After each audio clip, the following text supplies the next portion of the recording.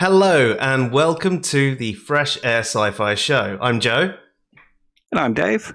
And today we are joined by Andy B, who recently answered our 10 questions for theists, and he had some interesting answers, and he identifies as a secular theist. So we thought we'd bring him on and ask him a little bit about his position. Now, Andy, would you like to tell us a little bit about yourself before we get into the meat of the topic? Well, I'm Andy. I'm 33. And I came to my position when I was about 30. And for the past 3 or 4 years, I've just been investigating sort of philosophy, politics, religion, how it came about, and what to do with it. Yeah, awesome. Are there any particular branches of philosophy that interest you? Not any in particular, just hear bits here and there, investigate in my own time. So just having It's one of those kind of topic. When something grabs your attention, you tend to go with it until the next thing grabs your attention. Yeah, pretty much. James Lindsay's podcast, New Discourses, where he was going over Marx and Marcuse and Hegel. I'll get into that quite heavily. I've not heard of that one, actually. Have you heard of Stephen West's Philosophize This? No. That is a fantastic one. He basically does a history of philosophy, and he starts obviously with the Greek philosophies, and then he goes into various Buddhist philosophies, and he does Far East philosophy and everything like that as well. It's really interesting, really engaging. He's got so many episodes now, and I haven't caught up. But it is great to listen to. He explains things really well. So I mean, that might be another one for anyone out there to check out. Stephen West's Philosophize This. So tell us, Andy. I mean, you're a secular theist. So Yep. should we first explore what we mean by secular? What I would mean by secular is where you take ideas from society instead of from religion. That's fair.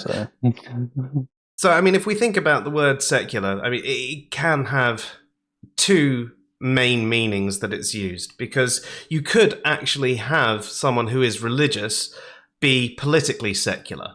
And what that means is, as you mentioned, they take their ideas from society. They separate their religious views with society's views. But when you say you're a secular theist, what do you mean? Yeah. Theist in the sense that I can relate something to being a god or described as God, and secular in that whatever somebody holds to themselves religiously from their perception of whatever they think is God, they don't interject that into politics. So that'd be it. That's fair. I believe in something that could be called God, but I don't believe that it should rule over humanity. That's fair. And when you talk about God, is there anything relatable to the current religions, their gods, or is it a different concept in general? It's an overall concept of where people drew the idea of a god from. Right, so okay. if you look back to what I would think is Aztecs or Mayans or whatever, it was kind of more pagan-ish. It was all about nature and the sources of nature. And then you get into the mythologies, and they relate planets or, again, nature or the forces of it as their gods. And it wasn't until you got to sort of the Abrahamic religions, as far as I can tell, that you get into it being sort of like this overall consciousness of humanity. And instead of it just being nature, it was, as we are part of nature, we had to look beyond ourselves to see if there was a god of humanity as well as the natural forces.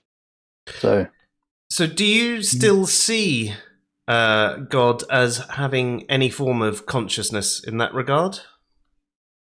Yes, in a way. Is it like our consciousness, or would you describe it differently? Well,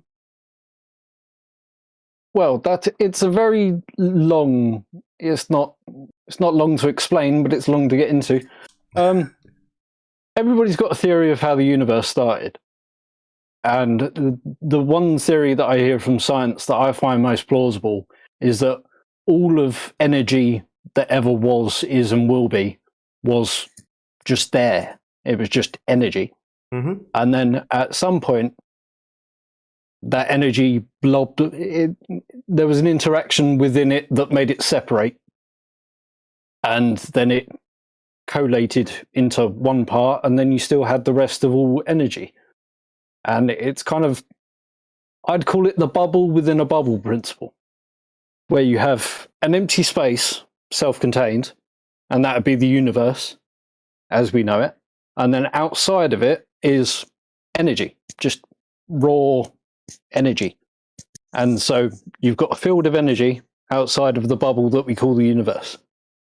And for those two to interact with each other, you need a force. So the force of all energy is acting on the universe, and that's what I would call God. God is just all of energy that's not matter, that can become matter, is exerting itself upon everything at the same time.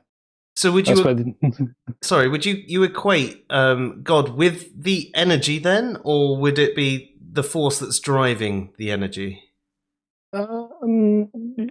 Just the potential of the energy itself. Right, so almost like talking about potential energy rather than... Yeah.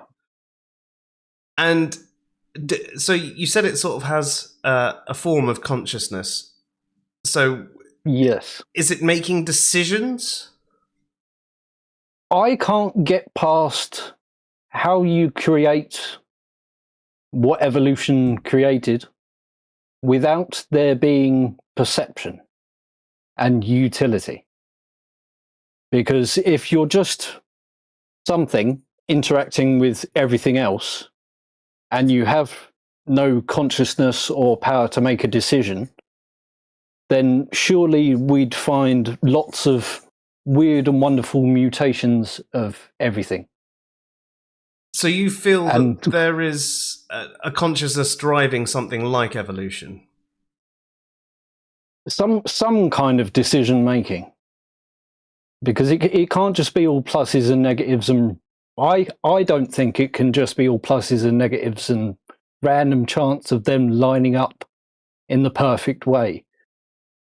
Because the other part of it is, when did we go from cells separating by themselves of no accord, for no other reason than just to separate, to the whole male and female coming together? There's an ovum and something that fertilizes it. That step, that's what I can't get past, and that's why I believe that something has to be quantified as something that's not science.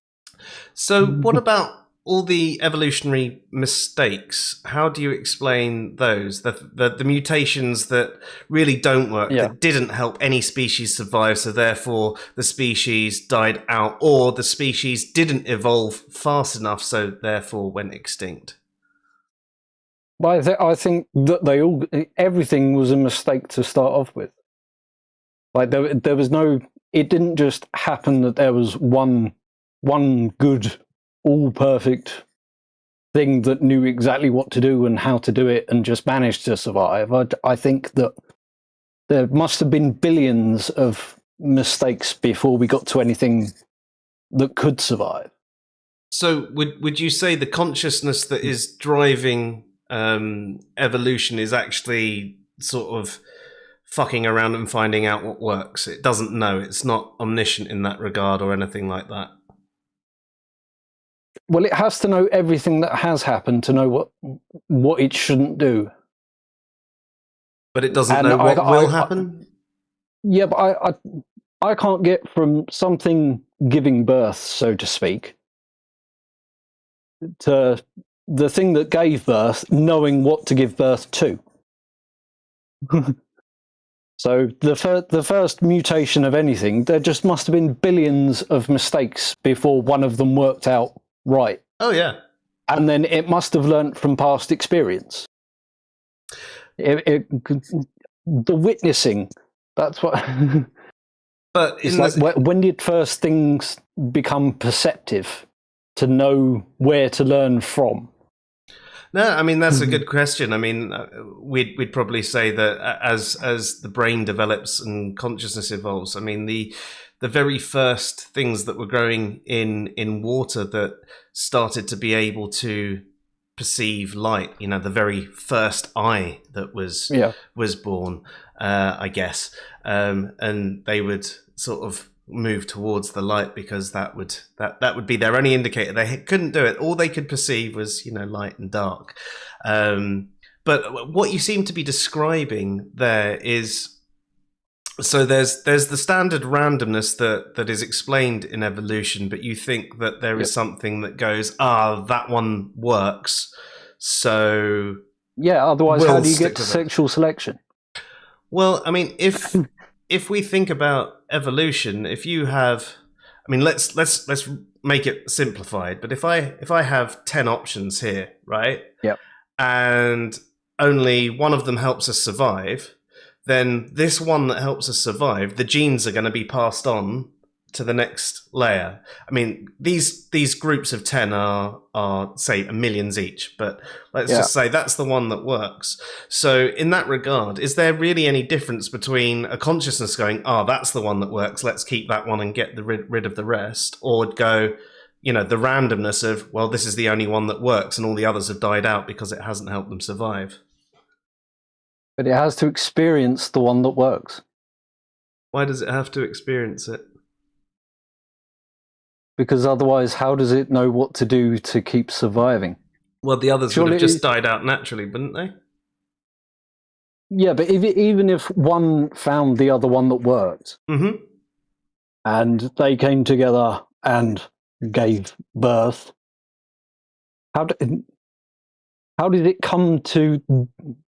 If it has no decision-making ability, how does it know that one will work?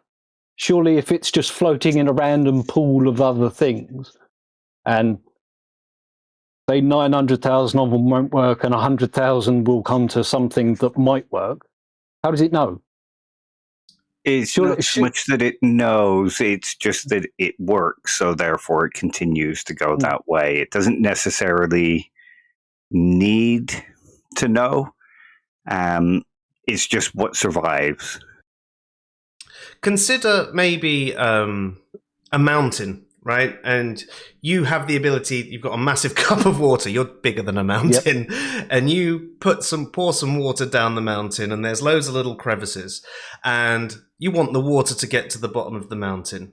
Now, this water has no conscious ability, but this water goes down, and as it goes down, it gets blocked here, it gets absorbed here, and so on and so forth. And eventually there's a single stream that reaches the bottom of the mountain.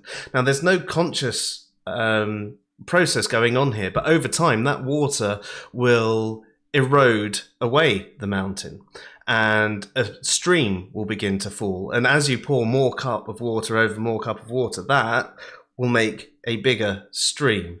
And eventually that would be the stream, and the water probably won't even be bothering to go down the other bits. You might get a little bit of spillage here and there. And I mean, that's a really bad metaphor for evolution, but it's trying to go trying to explain how it doesn't necessarily need to be a conscious process for things to continue. It still might be. It's just explaining that it doesn't necessarily have to be, because eventually the one that works is the one that continues working. Yeah. But then... What I'd like to know is, has any species gone extinct just from not having the utility to live where it emerged from? Yes. I mean, over time, there are plenty of species that have, over time, the conditions have changed in the area. So they have been. But if they didn't, well, if the conditions didn't change, well, I don't see why a species would. But that's what I mean. So without knowing if any species that emerged into an environment died out because it didn't have the utility for the environment.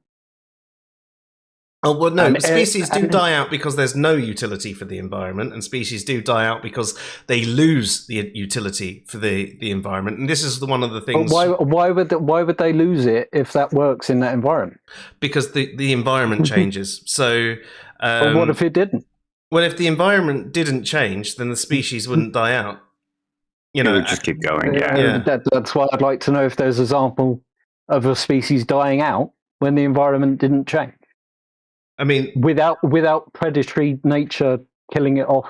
But that's just it. I mean, I'd regard that predatory nature as something that is part of the environment. I'd regard the environment as all the things in it. So other species, the weather, everything about it, the general temperature. I mean, there's even examples. I mean, what Darwin was first exploring in the Galapagos Islands. God, I haven't looked into this for ages, so I might bastardize this bit, but is the fact that there was sort of overpopulations of these birds, and they had to start finding different things to eat, and their beaks evolved so that they could essentially eat different prey. They were still basically the same species, but they had, they changed because their environment did change to the point where there was this overcrowding. If they hadn't changed, they would have ended up dying out, or their numbers would have dramatically reduced. And then you go, well, would that species still be sustainable with the lower numbers? And, sometimes there has to be a certain number of a species, otherwise it does go extinct through lack of breeding and natural selection. Yeah, when you look at animals like, what is it, the eye with the really long finger on one hand? I know the one you mean. I didn't know what it was called, actually. I don't know that one. I think that's what it's called. It's like this little monkey, like, I don't know whether it is a primate or not, but it's got a really long finger on one hand, so it can dig into dead tree logs and pick out mites or grubs or whatnot. Mm-hmm. And it's like, when you see that, why did it keep getting longer? Again, responding to the environment. Is it still getting longer?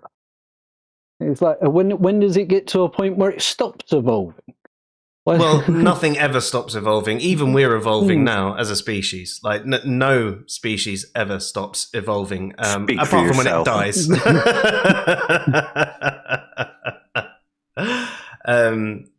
So, I mean, nothing actually stops evolving. And if you actually consider every species on the planet right now, we're all as evolved as each other. We're just on different paths. So, I mean, some people might say that why are humans more evolved than other apes? I mean, we're not. We're just as evolved, except we've got different environments. We've taken different paths over the time, and but that's the thing with environment. You need to be able to perceive it. That's the thing, though. It's one of the. I mean, one of the things with being able to perceive the environment. Yeah, that's why. I'd say that the human evolution is actually slowing down because we change our environment to our needs now, rather than the environment changing or us changing to our environment. So we're making comfy little lives for ourselves, whereas other species can't do that. Well, why can't they? Ants do that. Sure. Bees do that. Sure. No. I think there's a lot of collectivized animal systems that kind of work like that, where they build their own ecosystems. Oh no, definitely, I don't disagree with that. But they can't they get to a point where they find out that it works and they keep doing it. Whereas it seems that human beings, for whatever reason, instead of finding what works and keeping at it, we always like to muck around with stuff. and just poke here and there to see what we can do with it. And it's like, why didn't humanity get to a point where it knew what worked and then just kept at it? What's different about our thought process to We're any other thing? Bastards. Yeah, I think part of that is our brain development, is the fact that we have. It's the way we process things. It's our consciousness. It's our ability to use tools, and the fact that we cook our food and everything like that. That all the things that have gone into us have made us generally unsatisfied with everything. And yeah, I mean, if you're going for a why, I don't think there's necessarily a why. I think that's just what happened. But if you were to turn it around and say, well, there's a consciousness driving us to this point, why does this consciousness want us to be at this point? Well, that's why I don't lean into God being a consciousness. Because if the way I described it earlier is just the energy that exists between everything, and everybody's input into the world modifies that energy, everybody picks up on it. So regardless whether we're talking, acting, just sitting there, whatever disturbance happens in this energy, there's some sort of resonance among everybody on Earth. So that's why I describe that kind of energy field as what I would call God. That's fair. You did mention perception, though, didn't you? Pardon? You did mention perception. Yeah. It has to come into it at some point. Because if you don't know what's around you, how do you know what to do with it?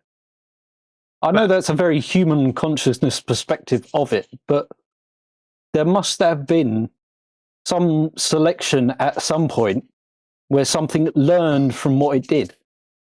So when you're saying something, are you talking about the species? Or are you talking about the God?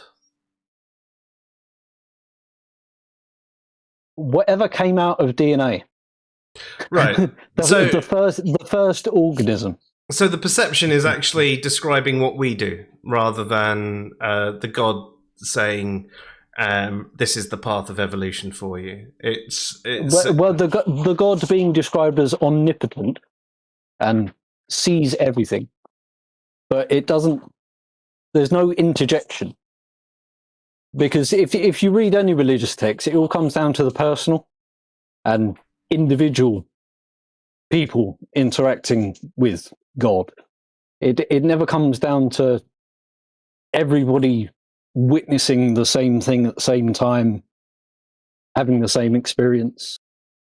And I suppose that's where in Christianity it gets to the witnessing the resurrected Jesus, because it was that one unifying thing that everybody could witness if they wanted to.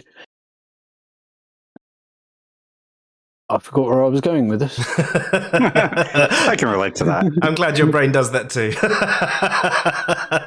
But yeah, it just all comes down to,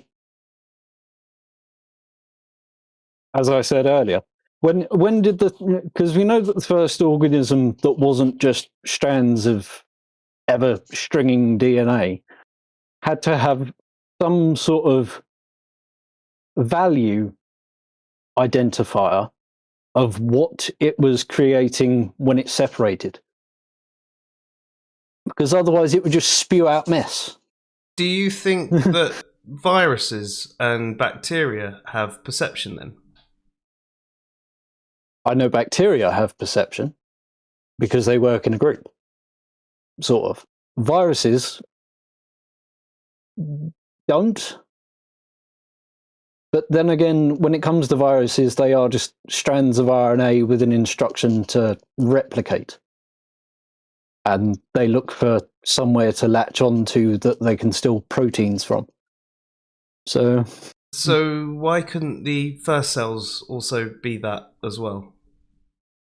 Because you said they had to have some sort of knowledge of what they were doing, but I don't think either bacteria or viruses have sort of some knowledge of what they're doing. They're just operating. Well, then how would they know how to interact with the host?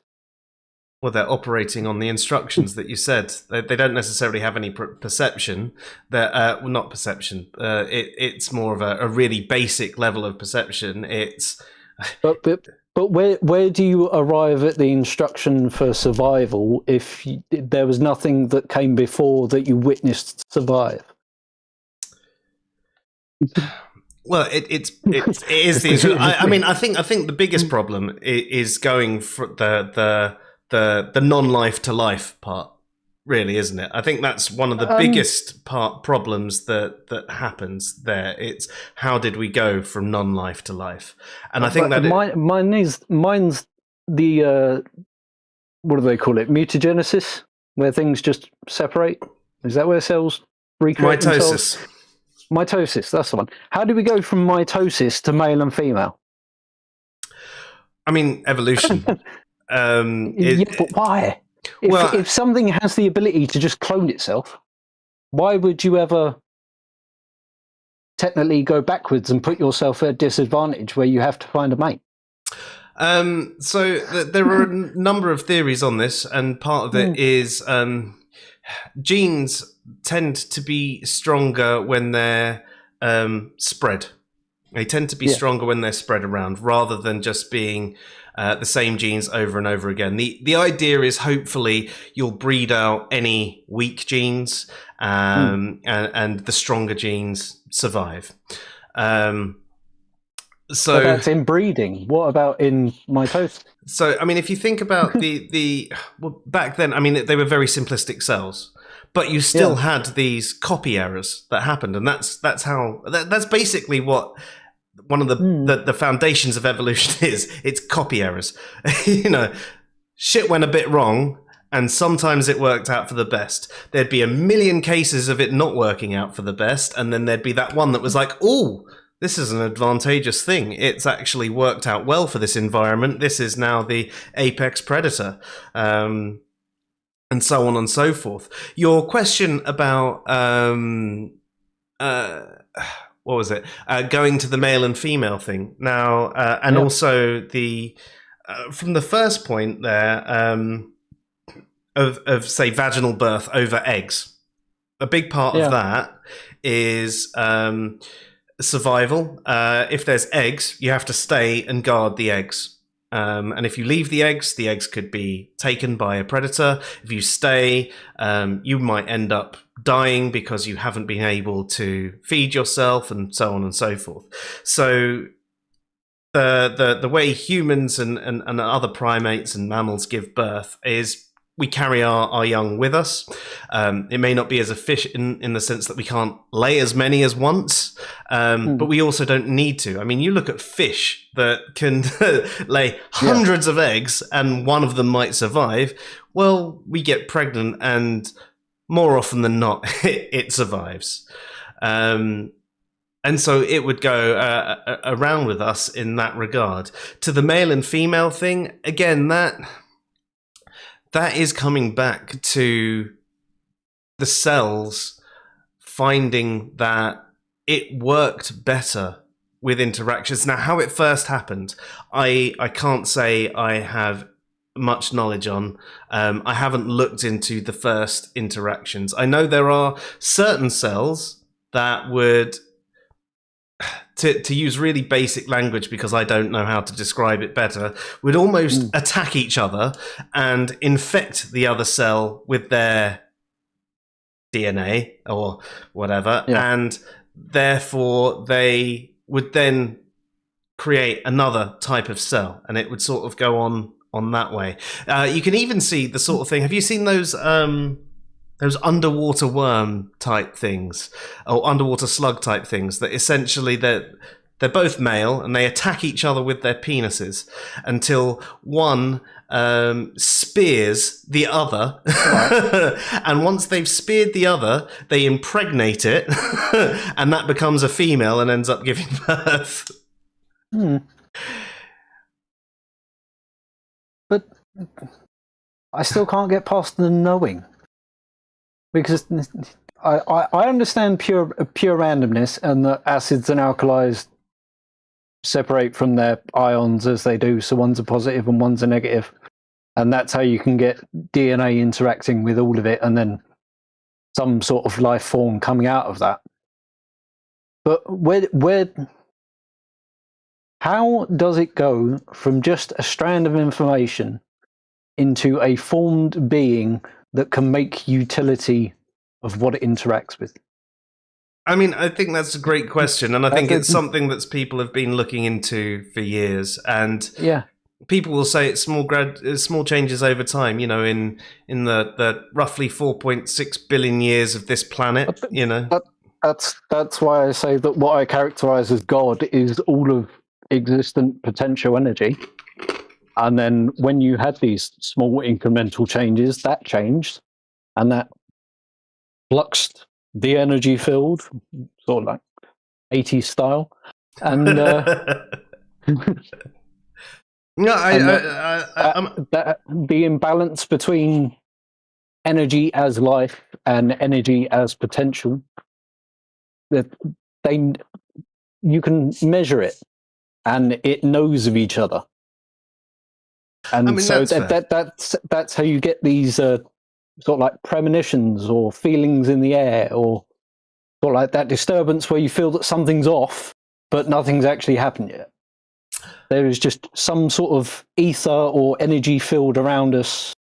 Something disturbs it, and we pick up on it. That's fair.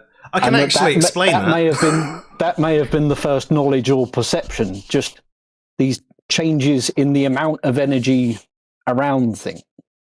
No, and I definitely think there's a hell of a lot of intuitiveness that goes on, and I think in some respects, you know, arguments from design are some that, you know, give me pause for thought. Even if it's like you're mentioning, it's not necessarily as much of a conscious design as it would be, say, in the Abrahamic faiths, but there is still that layer there that gives something to it. It's there is something there within us that we do have certain intuitions. Some of those intuitions can actually be explained by evolution. They don't necessarily negate your point, but for example, as we evolved, if they can be explained by evolution, maybe they go all the way back to the beginning of evolution. They could be, exactly. That's what I'm saying. They don't necessarily negate your point, but as we were evolving as a species, and as other species evolved as well, there would be certain things. So you could imagine, let's say, a group of 10 people out for a walk, and there's a rustling in the bush. Now, the group of 10 people that went, oh, that could be something, it could be a lion, let's get ready to fight, or if they had no weapons, fuck it, let's run away, they were the ones that were more likely to survive than the ones that went, it's nothing. Now, 9 times out of 10, it could have been nothing. But those who were assigning agency to the rustling in the bush are the ones that are going to survive. Now, the way evolution works, these traits get embedded into us.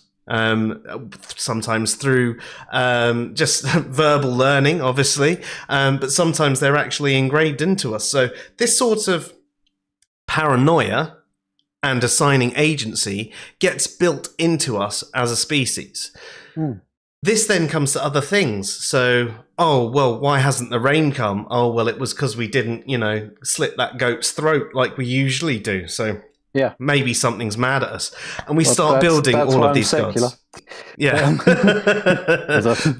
But that's sort of how all these religions sort of come about. We've built these superstitions and everything like that. But when you're talking about those things where you're just not quite sure that everything's right, or that feeling that you're being watched, this is all going back to early stages in our development as a species, not as a person, where these sort of things would have been needed. And you know what? Sometimes when you feel like you're being watched, you really are.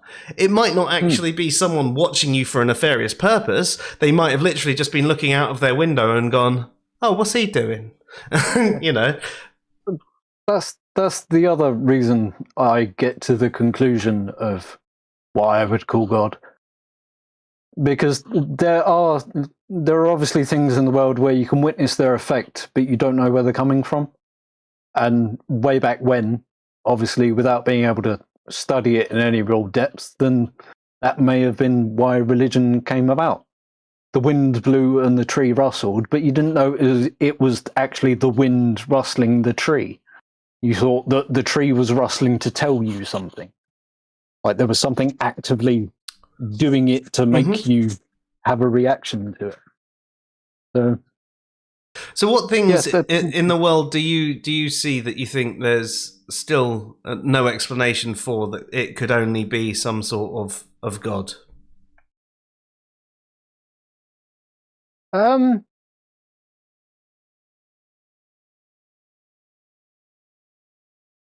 Morality itself, really. Sorry, say again? Morality.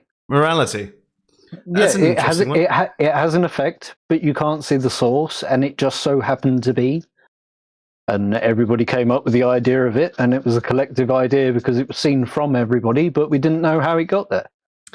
So do you see morality in the way that you might also see, say, numbers or the rules of logic? It's not something that was necessarily invented.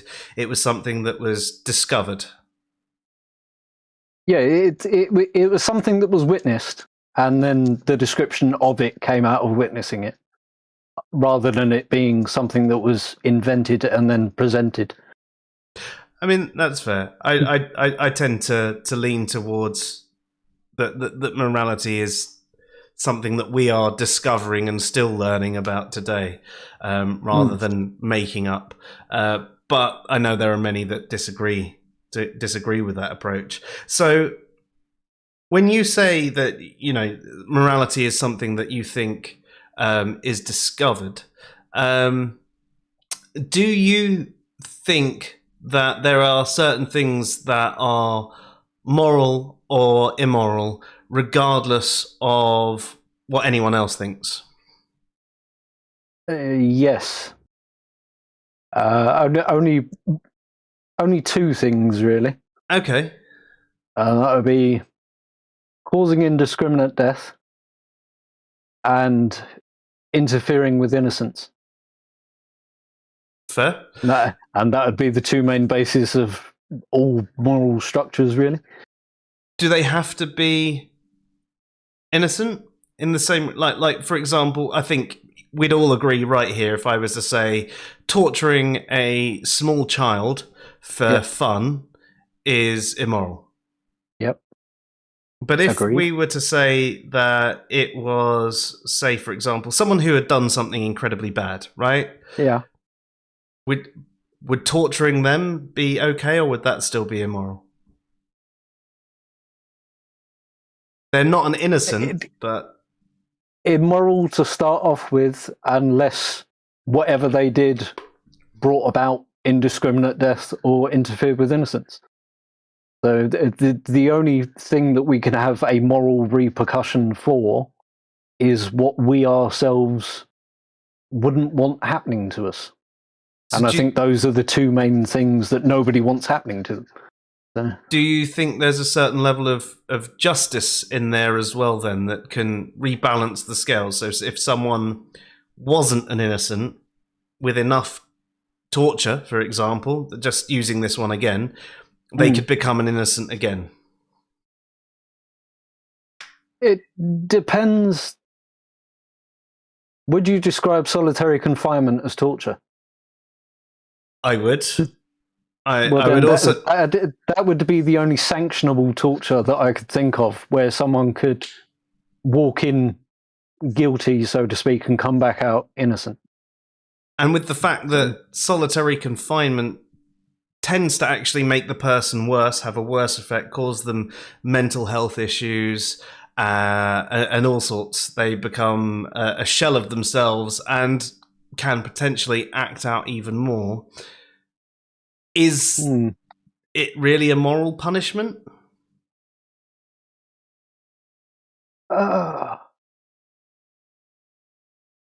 I think out of all the punishments that you could give to someone, leaving them alone or isolation would be the most moral.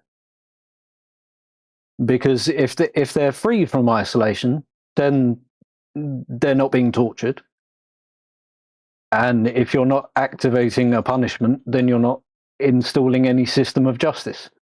So do you think there needs to be a punishment for there to be justice?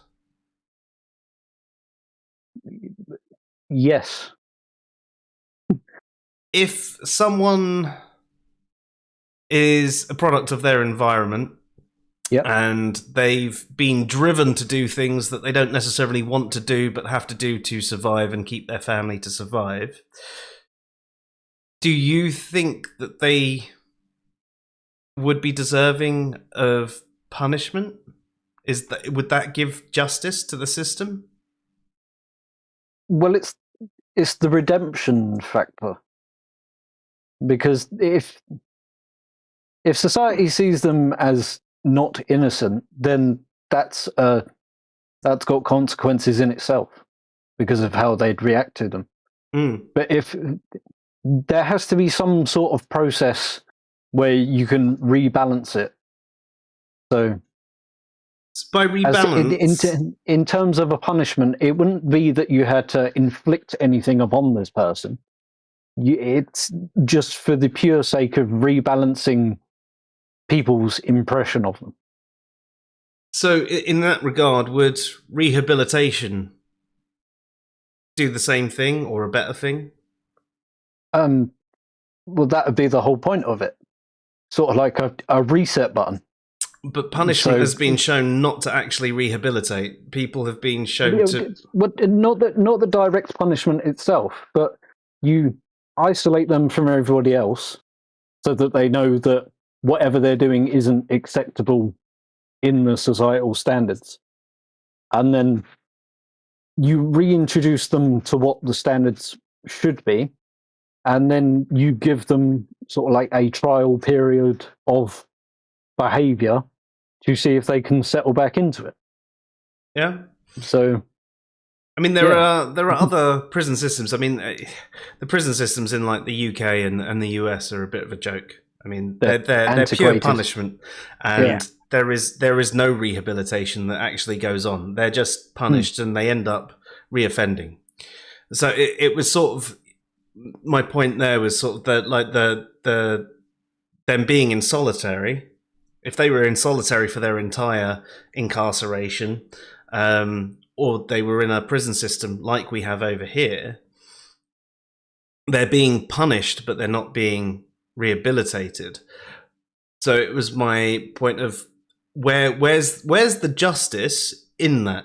Is there actually any real justice if all we're doing is punishing someone and they come out potentially worse, or at the very least no better than when they went in? Well, no, because that doesn't reset the balance. So the whole thing would be the restorative process of then coming to the realization that there's things that they can't do. So it'd be them accepting self-limitation, and they'd have to show that they can practice it. So does someone being put into solitary have that redemptive process? If you allow them to demonstrate it instead of just locking them away forever. Right, so there has to be more than it being pure solitary. There has to be... Yeah. Okay. No, that's fair. I just wanted to... It's not just lock them in a room and throw away the key. It's...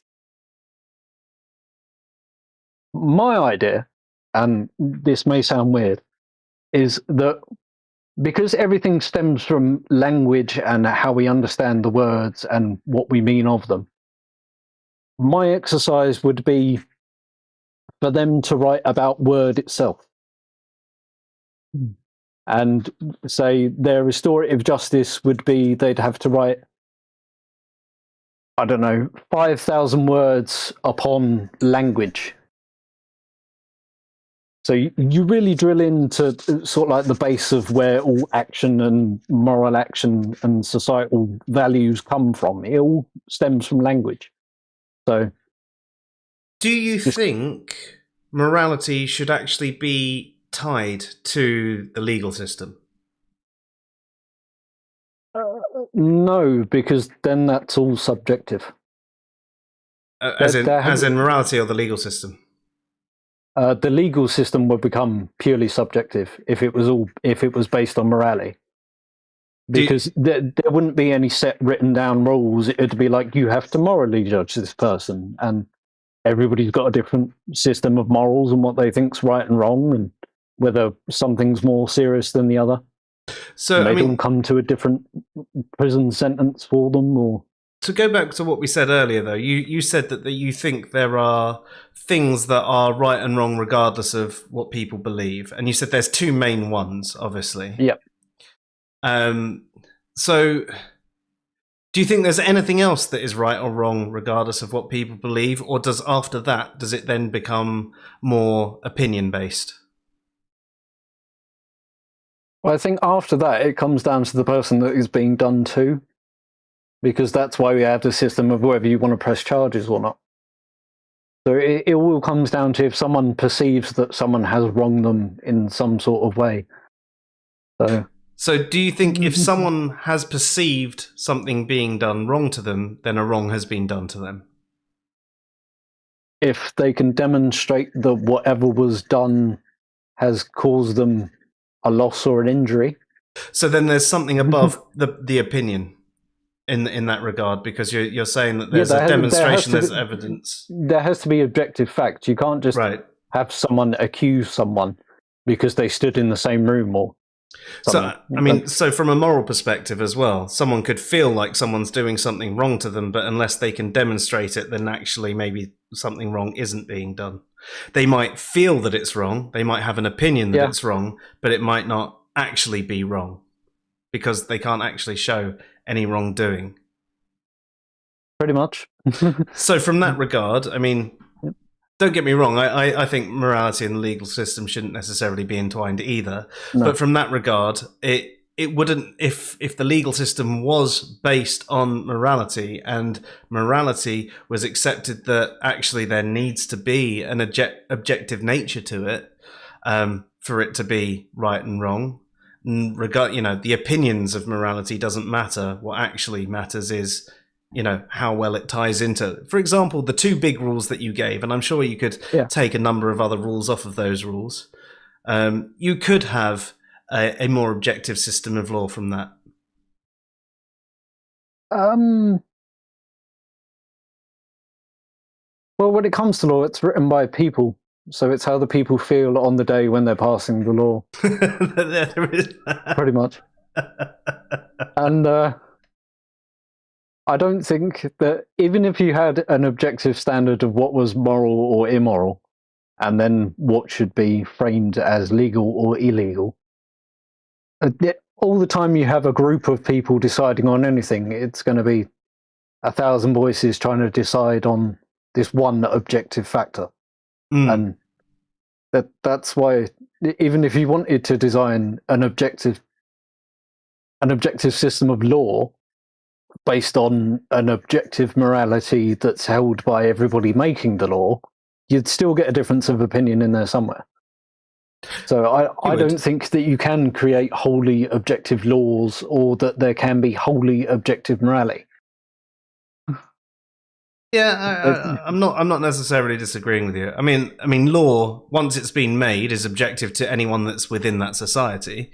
They may disagree with it, but disagreeing with it doesn't make it legal. Then it can't be objective. No, disagreeing with something doesn't mean it's not objective. Okay, the shape of the Earth, right? There are people that disagree that the Earth is an oblate spheroid.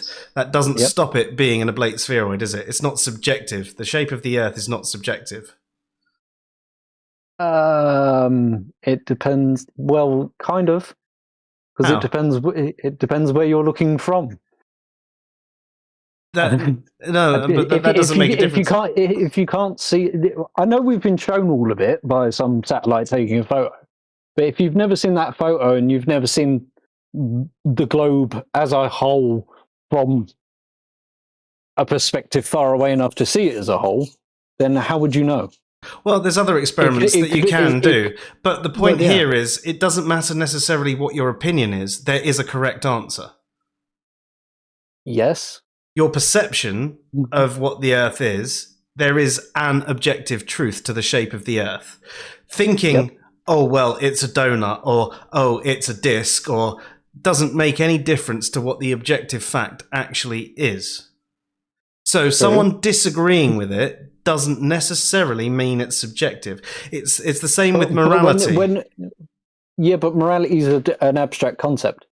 But you said it was discovered. So it's something we're discovering. So think about the laws of logic. Think about the laws of logic. Witnessed and discovered are two different things. Well, how do you witness something if you don't discover it? Because you have to be the first. So when you're the first person to witness something, isn't that discovering it? Only if you're the first. Right. So it was discovered, because like the first person. So think about the laws of logic or numbers. You know, you're discovering them. You're giving language to something that you've discovered. And sometimes it can evolve over time. Like morality is an incredibly complex subject. But you think about the laws of logic, right? You know, A equals A. That is true regardless. If someone goes on, well, no, I don't think it is. It doesn't stop A equaling A. Yeah.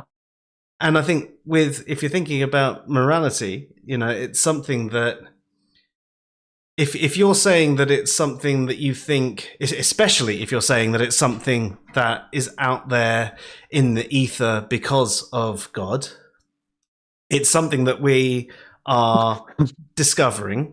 Yeah. And therefore there is something. We may not get it right, but it would mean that there is still some truth out there. There is still... Yeah, I can accept that there is an objective fact about what we could witness that would make us discover it. But without that bridge of discovering... Because it all comes down to causality. Because we all think everything needs a cause.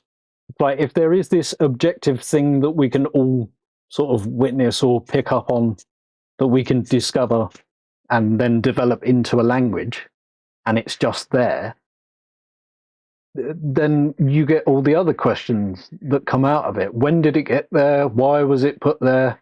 Who put it there? And if it all just stems from this energy field in the universe, then why hasn't anybody come up with that kind of moral system? And I think that's where religions came about and tried writing it that way. Because there was this balance of energy that was beyond our control, that done things to other things, and we witnessed it. And then without knowing why it happened or what caused it to happen, that's where we came up with the idea of God for this field of stuff that happened around us. So, Dave, sorry just for that. I mean, I've been chatting a hell of a lot, but Dave, I know morality is something that's really close to you. Do you want to jump in here and have a little chat from here? Yeah. How would you define morality? Would be the first thing I would ask.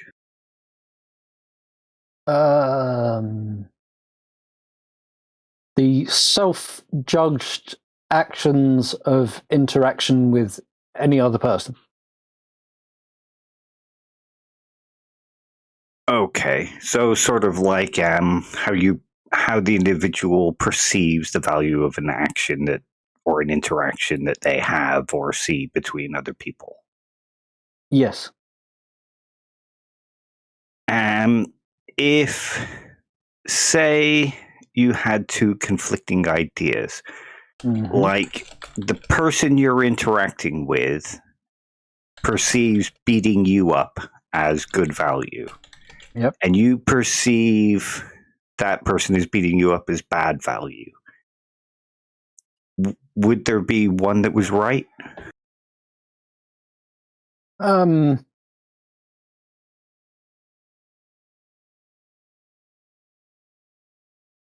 If you didn't cause them to attack, if the person being attacked didn't cause it, like didn't interact with whoever was causing that interaction in the first place, then the person getting beaten up would be more moral. Would be the moral, because saying moral or more moral, just a difference in language. If it's self-judged, by the person doing it and the person receiving it. Yeah, so there's a conflict there. But it's the self-limitation. So any act you would judge for yourself, and then you would put limits on what you do with that act based on the impact of witnessing it happen elsewhere. So if you haven't witnessed it elsewhere and you don't have a moral standard and you do it anyway with no self-limitation, then you're being immoral because you haven't given it any moral consideration.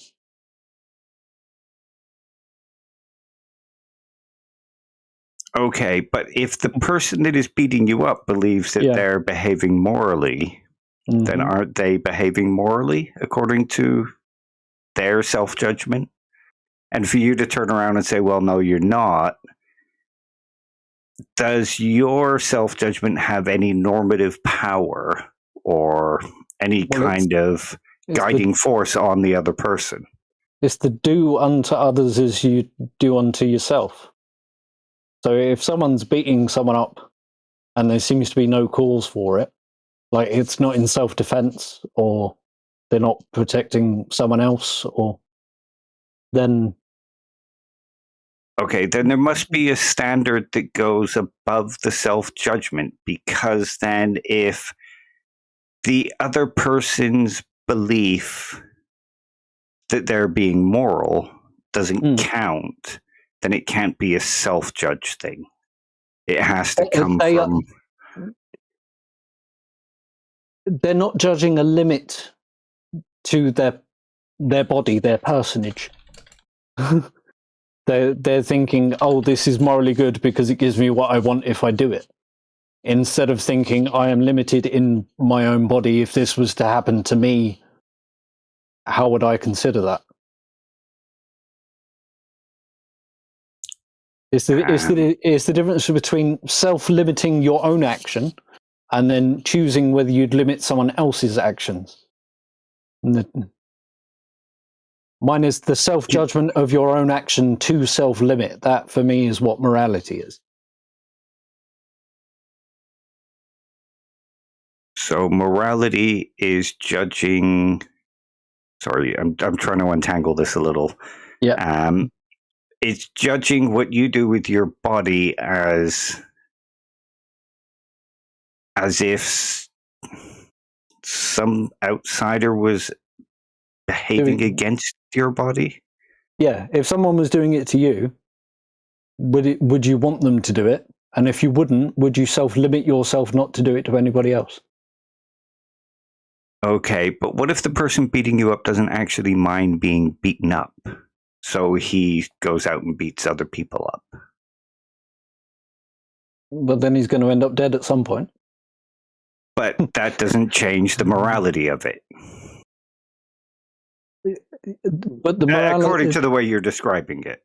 But the morality would be everybody else self-limiting themselves from beating people up because they're witnessing the effect of someone do it. Okay, then that would mean that morality can't be just a self-judgment. But it is, because there is an outside standard. Because if you're saying, well, even if this person likes doing it, and he doesn't mind it happening to him, it's still wrong for him to do it, then there is some limiting factor as a moral standard that says that he is still immoral for doing this thing. Well, death would be the limiting factor. Surely it's an objective thing to not want to die, unless something's happened to you that's that traumatic or whatever that you can't get past it, or some series of unfortunate events that makes it seem like you can't go beyond your own will to make a change.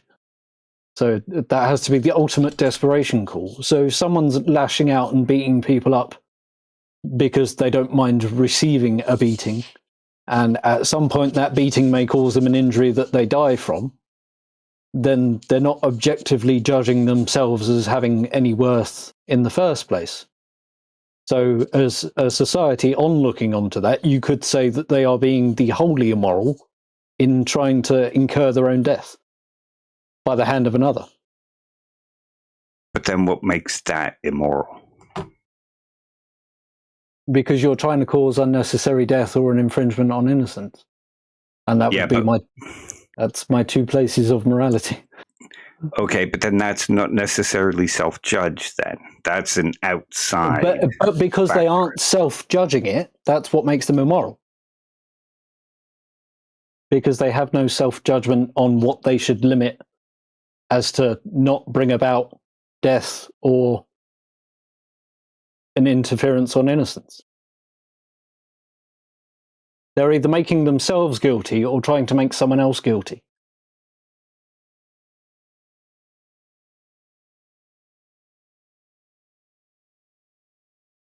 Yeah, that's it. I think there's a sort of tension going on there between your idea that morality is self-judged and there are these things that are above self-judgment, which is how we should live our, kind of make our judgments. Because if you're saying these two things are what we should judge ourselves by, regardless of how you judge things, then those things are above the personal opinion and are not self-judged as such. Yes. It's sort of like saying... that's where you go from the objective to the subjective. Because if you're not self-judging it, it can still be a fact, as we've established with the Earth example. So if they're not self-judging by the standard that they see everybody else behaving to, then they're having a subjective reasoning for their actions. And if that subjective reasoning isn't contemplated as to where you should limit that action, and it infringes on someone else, then you voided what I think can only be the two standards of objective morality, and that is you're either causing death or you're infringing on innocence. So if there is to be an objective morality, that would be the objective morality. Don't cause death, don't infringe on innocence. Sort of like a libertarian sort of approach. What about just causing suffering? If the suffering doesn't cause death and it's not done on an innocent, would that be immoral? So they'd have to be guilty and you'd have to not want to kill them. So that's moral because it's self-limiting as to what you do to them.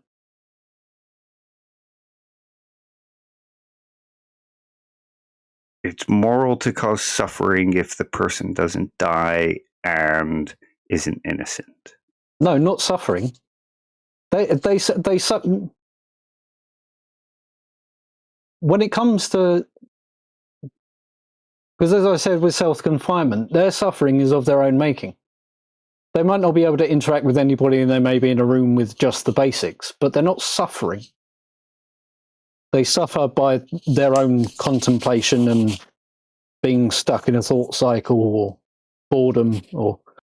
Okay, let's look at something like the American prison system, where somebody has been found guilty of some crime and they go into this prison system. And inside that prison system, it's quite brutal.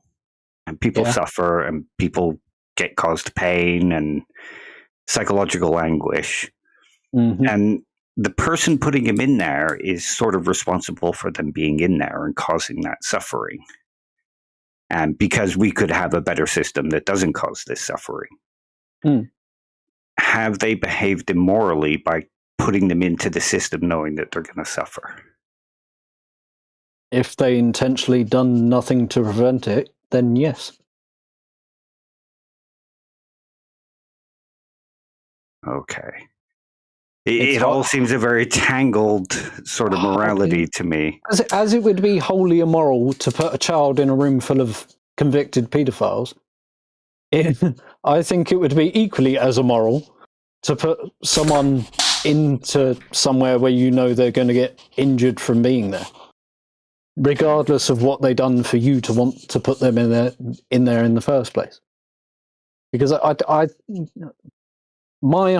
if I was to invent a prison system, it would be 3 days of isolation, write a 5,000-word essay. And then based on whether that essay was coherent and made use of the English language and didn't refer to violence, that's when you get to behave outside of your solitary confinement with other people. And then if you can maintain that, and you can...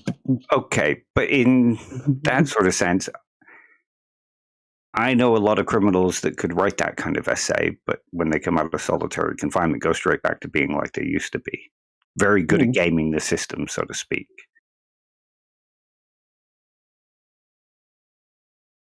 Well, that's why you have to test their behavior in some sort of controlled circumstance to see if they were just writing bullshit for the sake of getting out of the situation, or whether they were actually writing down what their true thoughts were when it comes to social relationships.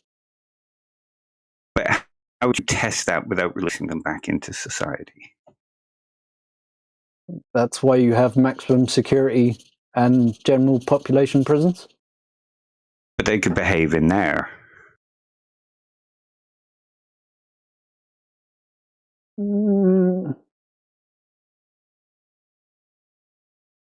I think when it becomes habitual, there's only so far you can take it before someone knows you're lying. Because if someone witnesses you day in, day out, behave a certain way, have a certain set of vocabulary or language that you use, they know what time you get up, when you go to sleep, when you eat. If any of that changes, if any of that differs by even the slightest bit, then you can know that something's off and it's not natural. It doesn't just come to them. I'm not so certain about that. Yeah, I'm not so certain of that based on experience. I mean, if you think about someone like, do you know who the BTK killer is? I've heard of him. I've watched Dennis things Rader. about it. Yeah. He seemed like a perfectly normal person. Nobody ever suspected that he was the BTK killer. He was part of a church group. He did Boy Scouts. He was like a neighborhood watch. Nobody ever suspected him of being this serial killer. So it's hard to judge based on somebody's actions what they're doing outside of that. Well, if they're not in a prison, you can't witness them 24/7. So.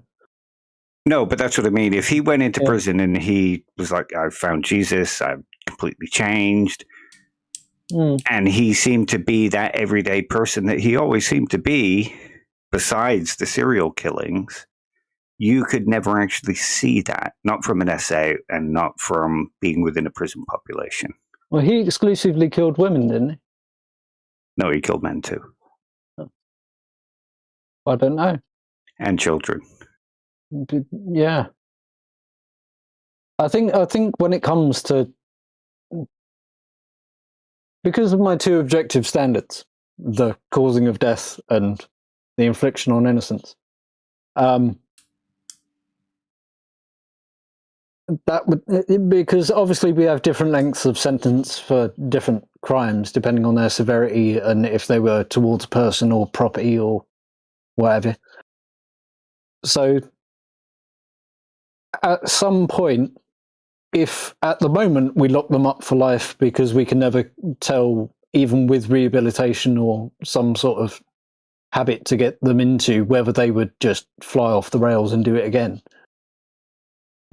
You look at the circumstances of why they're in there in the first place. And if they were just this normal person with a normal routine and not suspected, and then out of the blue, for no apparent interjection, they just started randomly killing people, then I don't think that you could ever get to a point where you'd know that they were behaving differently.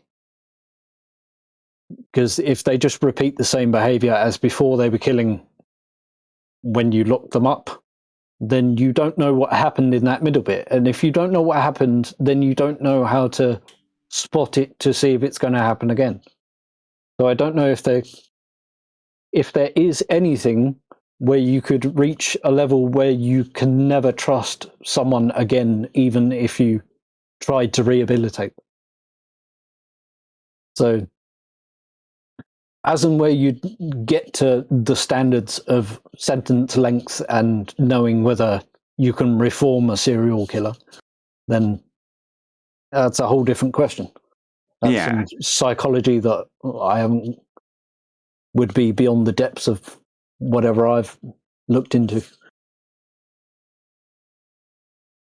Yeah, I kind of need to untangle your ideas about morality. So yeah, it's just all, to me, there seems to be conflicting things, but I would really need to go over it slowly and unpack it properly, unfortunately. Yeah. Well, shall we move on from the conversation of morality for now? There's a few questions that have come in the chat, which some of it do relate to morality because obviously that's the current conversation. So we'll address those, but maybe at another time have a more involved conversation about morality in the future. We could just do it, offline at some point, because there are some other topics that we did want to broach tonight as well. So if I just address a few questions from the chat. And then we move on from there to the next topic. I might also need a break to get another drink. Okay, so Paul Bamba says, oh, thank you. Is it moral for a super huggy, touchy person to hug a non-touchy person? If they're invited to. And if they're not invited to? Well, then obviously that's an invasion of space and an infringement on innocence. So, and there's no self-limitation in that. So I would say that's immoral. So your innocence there, that is something that we didn't pick up on. Your innocence is probably broader than I was first thinking. Perhaps we should have focused on what you meant by innocence. Because when you said innocence there, I thought you meant an innocent or someone unknowing. So someone who was not guilty of something, or someone that was unknowing or naive or, childlike. But actually what you're saying there is you're using it in a bit of a broader term. Yes. Okay. It's innocence is not causing loss or injury. Okay. To personal property. So.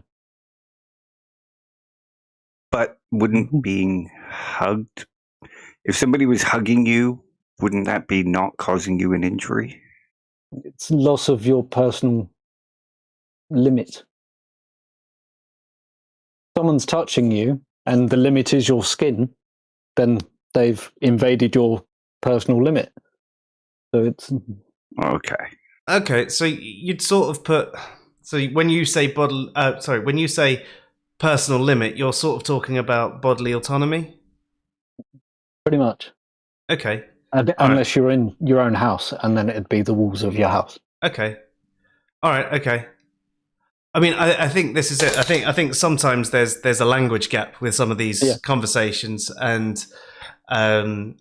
it's one of the complicated things with one of these things. I think we've actually spent a lot of time just talking past each other, not understanding the way you were using specific terms. So sorry about that. But it's definitely something that would be interesting to come back to at a future date, as I was saying.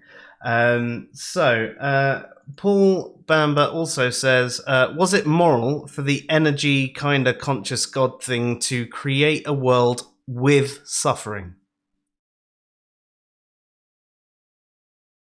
Everything suffers, so no. because suffering isn't always caused by someone acting. Okay, so I mean, could this have this God created a world without suffering? To do that, the Earth would have to be terraformed extremely differently. So no. Could it not have terraformed it in a different way? Not if it's a natural process that wasn't consciously designed. Okay.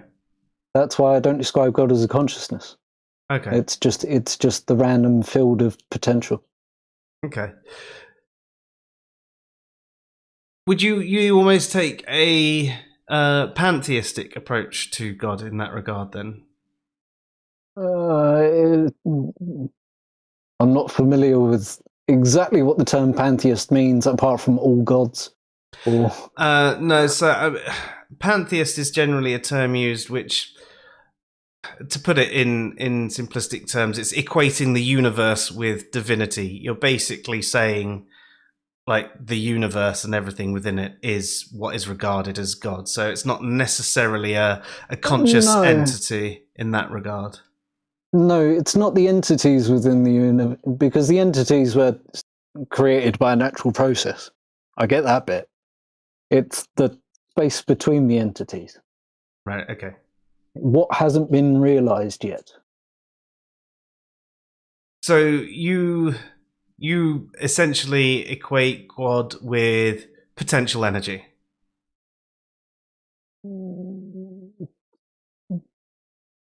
Pretty much, yes. Okay. Sort of like the becoming. That's what's God. Well, if you look at the main description of God being as eternal, what was, what is, and whatever will be, the only explanation that I can find that matches science is space and the energy that may enter it. So, that's why I tend to steer away from God being a conscious being that designed all of it. Like an entity with will. Yeah, and go back to it being this. It's just a metaphoric notion of time and the potential of energy to do things within it. So, question from Luke. As a secular theist, where do these kind of ideas come from? Is there any sort of central text that you follow from, or do you take ideas from different religious texts? And if so, which ones?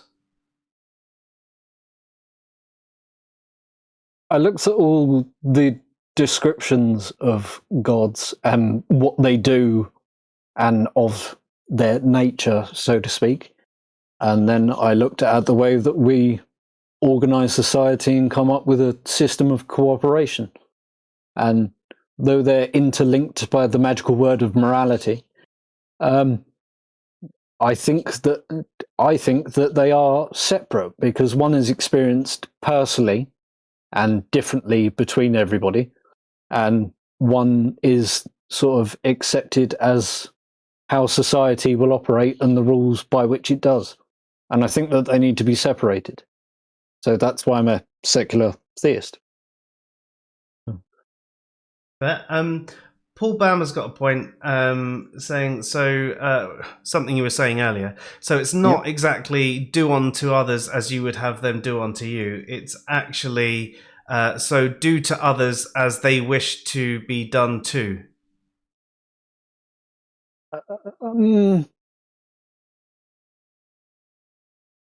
Let's put it in not phrasal language. Don't do it if you wouldn't want it happening to you. There you go. Right. Don't cause effect if you don't want consequence. So, I suppose the problem there is if you do want the consequence. Yeah. But then you have to bear out whether the consequence causes death or infringes on innocence. So.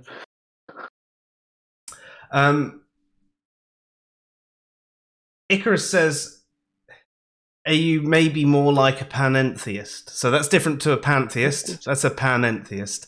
I don't know. To be honest, Icarus, I'd say no, just as a general one there. Right, I'll answer for him. But that's generally because a panentheist is still talking about the conscious style God. But essentially, a God is in everything. So if you were to take the personal side out of it, it would be in everything and around everything, and it would be flowing through everything, which energy does that. Yeah. And Luke says, essentially the Force.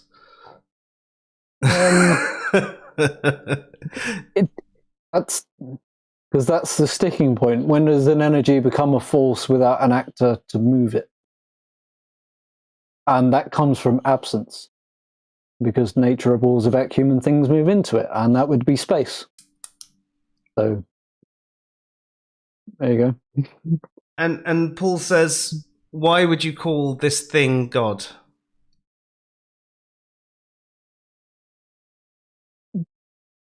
Because it has a relation to us. Because we can all pick up on it, we can all study it, we can all act because of it or not act because of it. It interacts with everything all at the same time, regardless of whether you want it to or not. So it's as the Christian God is described. It's beyond the universe, beyond time and space, ever eternal, omniscient, omnipotent, and what have you. And the only thing that can be that we know of is energy and space. So, how can something be omniscient if it's not conscious? Because everything we do within it causes a change to it. And if everything reacts to that change, then it's slightly conscious, sort of. It knows everything that happens. I'm struggling with your idea about it not being conscious, but it also being able to perceive and to have knowledge of everything, and that is there's a bit of an imbalance there for me that I'm trying to get my head around. It's just how we translate it into language. So it's not that it is; it's just that those are the only words we've got to describe it with. Because if there is just some energy field and space and everything interacts independently within it, but we all pick up on a disturbance in it, then it is kind of the collective consciousness of all things that can act. Because if everything has a consequence from it acting, even if it's a star blowing up 20 billion light years away, it's going to have some sort of effect, and we may be able to pick up on it regardless of whether we've got instruments to look at it or not. We may just be able to tell that something's happened somewhere because of a random fluctuation in this energy field. Yeah, I mean, I'm obviously limited by my mind, and I can't imagine something being able to perceive or know something without having a mind. And obviously, if you've got mind, you've got a form of consciousness. And even if it's a collective consciousness, it's still a consciousness. Well, that's where the barrier comes from. That's why there's theists and atheists. It's like, is all of energy, space, and time somehow conscious? Because one thing someplace can interact with something in another place without them being perceptive of each other, and that there is this conscious hanging over us that lets us know what everybody else is doing for some reason, or whether it is just the fact that we have some sort of sensory perception as to these fluctuations. I mean, it's lucky that Emerson isn't here, because he'd confuse the whole thing by throwing in panpsychism as well. I don't like labels either. Panpsychism panpsychism is just the idea that consciousness is a fundamental property of the universe and exists in all things. And you don't necessarily need a god for that. Yeah. But yeah, that's it's just a way of characterizing this sort of collective thing that might be conscious or might not. So is it just a field of stuff that fluctuates as we act in it, or is it actually a conscious mind that directs us to act the way we do so that everybody can pick up on what we do? So, yeah, fair. who knows? Right, I'm going to take a brief break. I'm going to grab a drink and nip to the loo. Feel free to do the same, guys. I'm going to put things into Be Right Back, and I will catch you probably in 2 to 3 minutes. Okay, coffee time. Yes. Catch you in a sec. In a bit. In a sec. Okay, welcome back, everybody. I hope you are doing well. In case you've forgotten, we're here with secular theist Andy B, and he's been explaining to us his views on his version of God and morality. Now, I think from here, we should move the conversation into the realm of religion, because you're secular yourself, and obviously that means you don't ascribe to any religion, even though you have a belief in God. So what do you think are the problems with religion? Now, you can focus on particular religions or be broad if you so wish.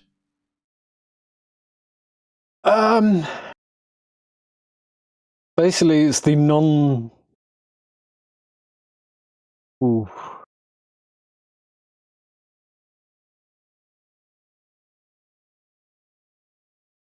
it's the not taking the interpersonal of people who don't hold to it into account. So it's when it becomes overwhelming, like you can't look outside of it to other things, and it's when you start getting the tribalism of religion, and where the two worldviews butt up against each other, and someone decides to have an argument about it because they think one's better than the other, and where it all comes down to personal interpretation of it anyway. And even though you may sort of hang out in groups that celebrate the religion, you might go to a church or other religious contextual building. It's just the fact that we are all individuals. We all have our own personal sets of minds and experiences and whatever, and that interacts with whatever religion we hold to anyway. So it doesn't matter if it all starts off the same out of a book of text that tells you exactly what it is. You're all going to experience it in different ways. So I think the problem of religion is that we are all individually minded. So if that's a problem. So I mean, you mentioned sort of two things there. The first point was on tribalism. Yeah. So the tribalistic nature of the various religions, do you find that issue to be incredibly divisive? But more so than harmonizing, yeah. And when you look at non-theists in general, let's go for secular non-theists, do you see the same sort of thing going on?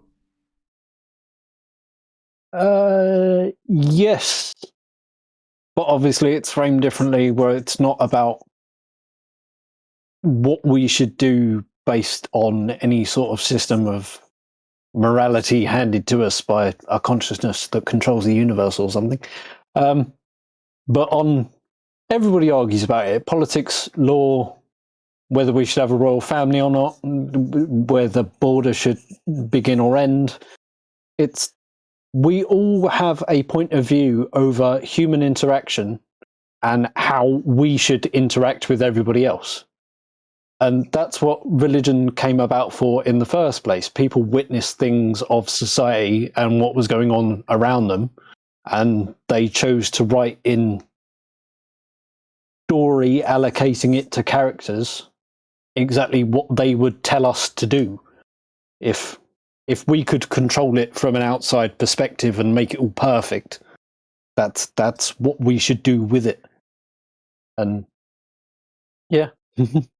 So, I mean, tribalism is a problem, but it's not necessarily a religious problem in that regard. Then it's a human problem.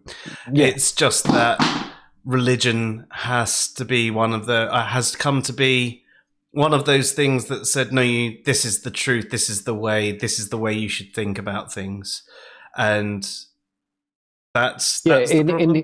Instead of it just being a way you could, it becomes the way you must, and that's where I have the problem. So that's why I tend not to hold to any religion, because you can read through anything and pick out what's valuable to you and whether you want to act on it as a principle or not. So I can't see the practicality, even though it may help you on a personal level.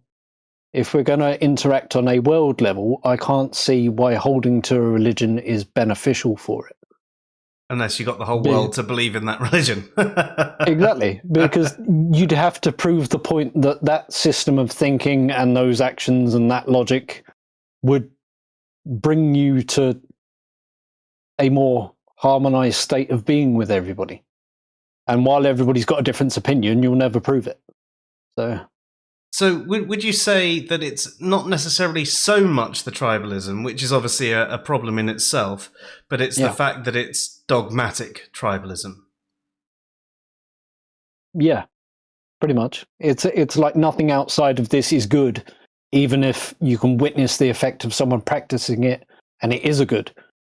It's like, why can't you just accept that good things are good, and anything that you hold to that causes harm just because you're holding to an idea? It's like, why can't we get around that? And that comes from the dogmatism of it. It's like, you can't let go of this point. And it's like, why not? If it's not useful and it's harming us more than it's benefiting us, why can't you get rid of that bit? A pragmatic approach should be taken, kind of thing. That's fair. Questions come in from Luke. He says, so the problem's dogma. So a sub-question to this: does he see the issue in the same issue in the atheist community? So do you see dogma in the atheist community?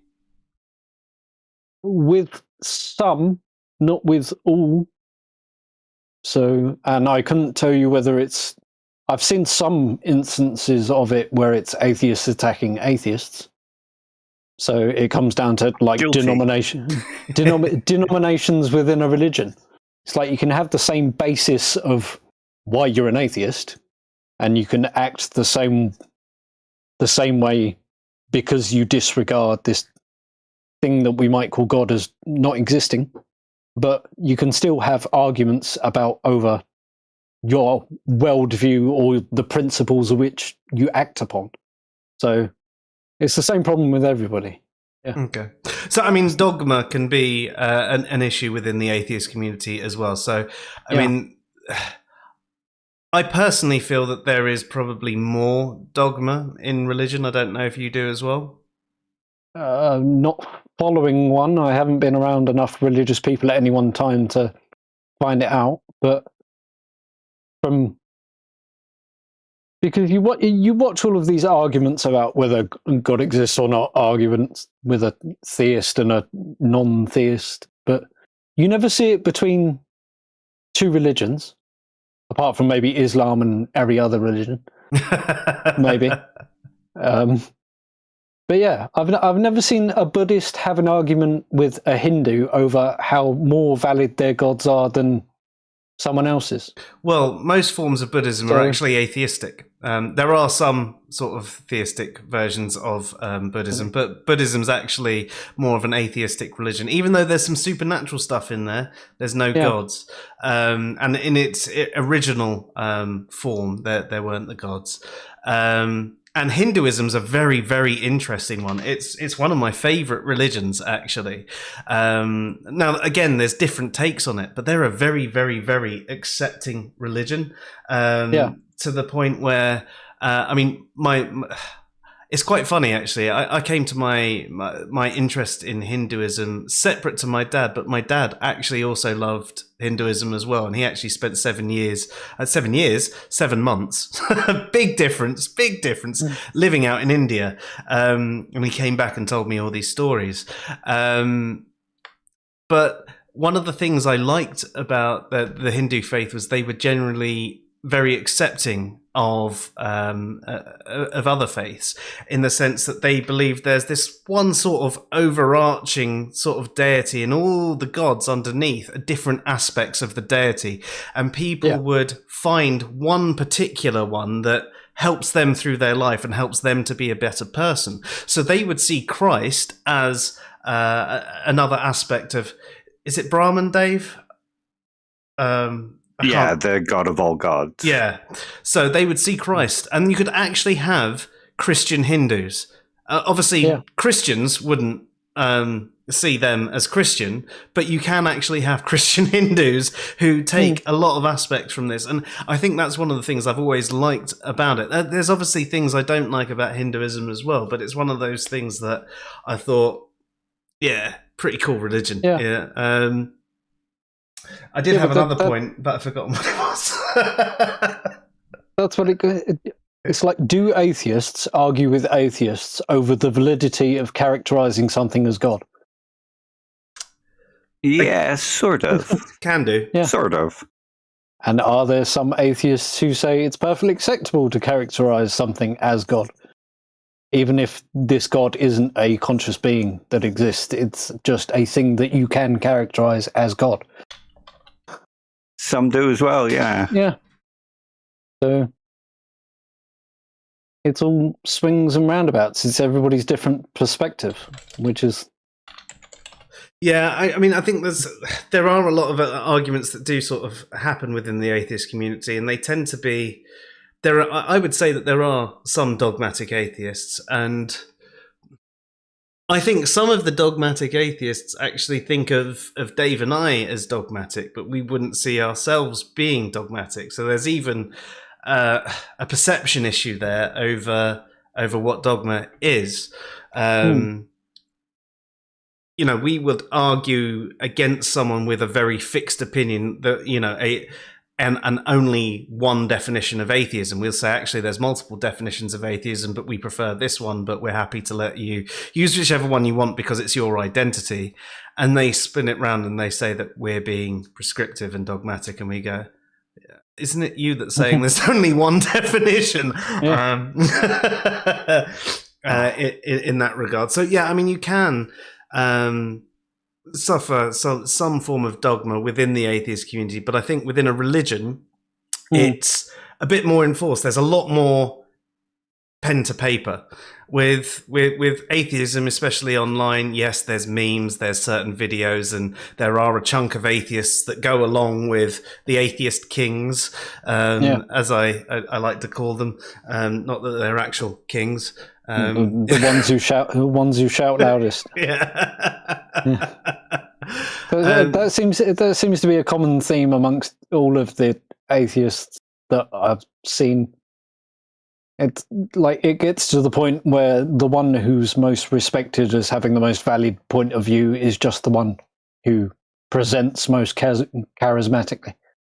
Like it doesn't come down to a testing of it or an observation of what happens if you follow it to its logical conclusion. It's just, I've got some fancy words and I can speak in a certain way. So, same with religion as well. It's like religious leaders do that as well. It's like the evangelists and the way that they present things. I'd say even within some of the atheist leaders, it's how loud they can shout over the theists that they're talking to. It's not even necessarily.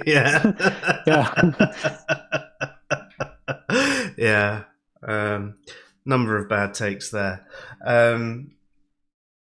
So just quickly trying to catch up with the chat to see if anyone has said anything recently. Just sorry. Oh, so that was thingies. Okay.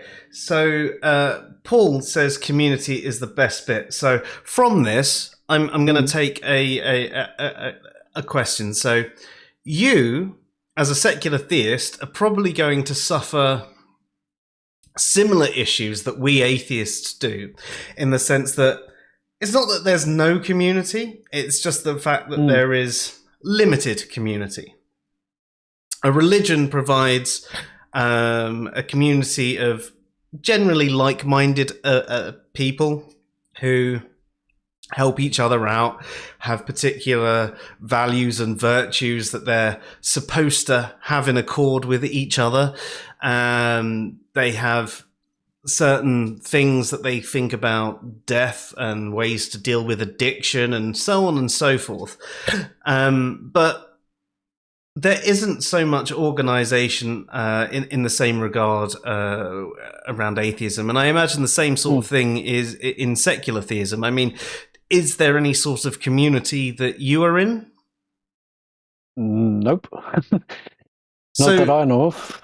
Does that feel quite lonely? Is there anything that you'd like to have? Is there any other sort of communities that you feel part of? Not in the sense that there's a binding idea that we collect for. No. We're all just individuals, and when we want to be in a group, you're in a group, and when you don't want to be, you're not. So as a community, it's people who can speak with each other, but there's no ritual to it, which is where I suppose it separates it from a religion in the first place. Does there need to be a ritual for a community, though? To bind around an idea, I think yes. So would you say... Because otherwise it's just like going to the pub. Well, what do you think the ritual is within, say, the black community? The same as anybody else. It's when they come together around food, or when you celebrate a birthday, or just general human events where you collectivize. But not really ritualistic in the same way that you did describe a religion. Well, if there would be some sort of ritual to it, there would be some sort of behavior that you do in that group setting that you wouldn't do otherwise. Right, okay, so it's behavioral. You'd cook a certain something, or you'd sing certain songs, or you'd dress a certain way. It doesn't have to be religious for that to happen. Anybody can do that anywhere at any time that they want. But when it comes to a collective, the more cohesive you want that community to be, there has to be something based on why they're collecting there for that. I agree. Instead of just people coming to somewhere to have a conversation. No, I agree with that. I think I'd speak of that in a behavioural regard, interests and attitudes, and not necessarily ritualistic, as in when we meet up, we take off our shirt and hold our left arm across our right breast and say these 5 words. Not that specific. Yeah, it's not necessarily. I mean, there might be miniature rituals within that, like certain handshakes and things like that. But like if you say that there's 3 people living in different corners of England, let's say one lives in Kent, one lives in Cornwall, one lives in Yorkshire, and they all meet up in London and go to this certain Starbucks and all get the same drink, that would be... Yeah, no, that's fair. That's fair. I'd regard that. If it was a regular sort of thing, it was, the last month of... That's what you do when you meet in that place, just because it's something that fair. You've formed a ritual over. Yeah, no, that's a fair point. Sorry, just catching up with the chat. There's puns coming in. There's a question for Dave saying, would you make a video about Taoism? Yeah, it's been a while since I've looked at it and read on it and stuff, but I'll do all this study again and try and make a video on it, because it is kind of fascinating. It's kind of where the Jade Emperor comes from. I only know a little bit about it myself, which was from Philosophize This. I mean, that is pretty much the limit of my knowledge on Taoism, and it was very, very interesting. There's someone that said DILF, which I imagine is a Dave I'd like to fuck, so you've got a fan, Dave. Psychotic bastard. Nutbuster says, I can't believe you play Overwatch. I do play Overwatch. Fuck you. I just haven't played in 2 months. I thoroughly enjoy Overwatch, but I just haven't had time. I'm sorry. Well, if you haven't played it in 2 months, then I can't believe you play it either. Dave, buy it and we'll play together. We'll do a stream, but not record it. I'm a student. I have no money. Well, it's only going for like a tenner every now and then. That's a tenner I could spend on food and get more fat.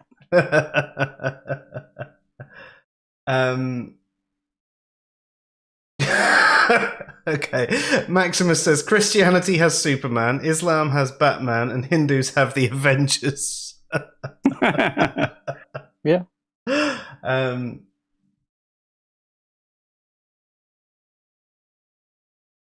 Icarus brings up the point of what we're talking about over. He says, yeah, we're dogmatic because we believe that atheism is polysemous. Paul says, can you be dogmatic if you're more of a cat person? Yeah.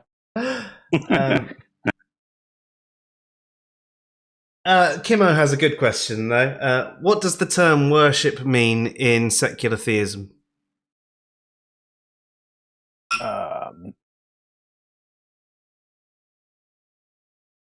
Just something that you give gravitas to, because without it, it would ruin something. So worship would just be respecting something because of what it provides. Yeah. So do you provide any worship to the God you believe in? In a way, it would just be the principles that I act upon, based on the thinking that there is something judging me that's outside of myself. Because I've come up with a theory, it's called Child in a Field. It's like, if there was no one to judge you but yourself, how would you judge your actions, knowing that they didn't affect anybody else? It's like, how would you know that it's good to be doing it or not to be doing it if you haven't perceived any action beforehand? Yeah. So it just comes down to that self-contemplation and that self-limiting, self-discipline kind of idea. Fair. Kimmo, does that answer your question? Paul says, would enjoying a nice sunset or a starry night be considered worship? Yes. In a way. Giving reverence to the nature and that kind of thing. Yeah. I'm making a point of bearing witness to it as a thank you to something. Fair. Yeah. Icarus says, I'll build a shrine and give it gravitas to the god of gravity. If you want.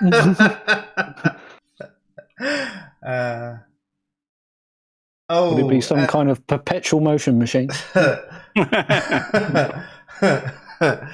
Brilliant says, Catholics already have that. It's called Mass.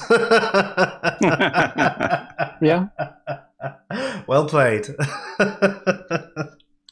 So, I mean, obviously, you mentioned the one of the key problems with religion is sort of the tribalism that's attached to the dogmatism. Although we've noted that problem can exist elsewhere, but it's somewhat amplified within religion. Are there any other key issues that you see with religion? Key issues.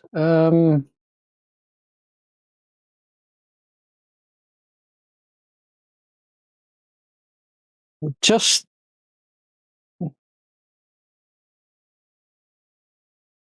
the kind of veil behind it as well. But like the secrecy of the institutions and the fact that they have to meet behind closed doors and they only make a public statement now and then. It's like you don't see the Pope holding weekly services. I don't know whether he does or not, but but you don't see it regardless. As a minister, is there like a Wednesday, Saturday, and Sunday service in the Vatican? I don't know. Never looked into it, but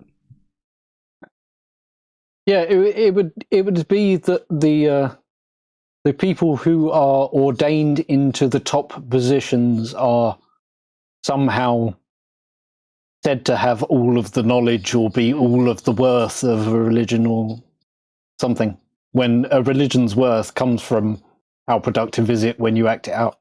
So that would be the other problem, kind of like the tiering of it and the hierarchy within church-like systems. I mean, there's a hierarchy in lots of systems, though, isn't there? Like within governments and in general. Yeah, but that's a human-generated thing. It's like if we go to Christianity, for example, there was no hierarchy because Jesus was all of it. And he was one of the people. There were kings and emperors and whatnot. It was supposed to be that no human was above any other human. So, and then you look at it today and what it's turned into. Yeah, we humans are so flawed. There wasn't supposed to be that hierarchy. It was supposed to be you had a figurehead of your religion and that would be it.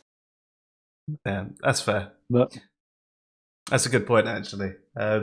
Luke says, what are your thoughts on miracles? Does your version of God provide individuals with the power to perform them? It depends what you categorize as a miracle. But if someone can make energy do something it hasn't done before, I would describe that as miraculous. So generally, I know some people can be quite colloquial with miracles, but when a miracle is spoken of, it's supposed to be something that is impossible without godly intervention. The suspension of all natural laws and order. There are things that do that. Cancer, for instance. I mean, we know that certain substances have an elevated cause of it, but I haven't seen anything that says this is directly what happens to a cell to turn it cancerous. So cancer could be considered a miracle in that instance. I mean, cancer is essentially a cell malfunctioning and over-replicating. That's basically what mutating, cancer is. Yeah. So, I mean, that's perfectly natural. I mean, that's something that cells could do. But you can even have seemingly miraculous remissions in cancer, but they're not out of the realms of possibility.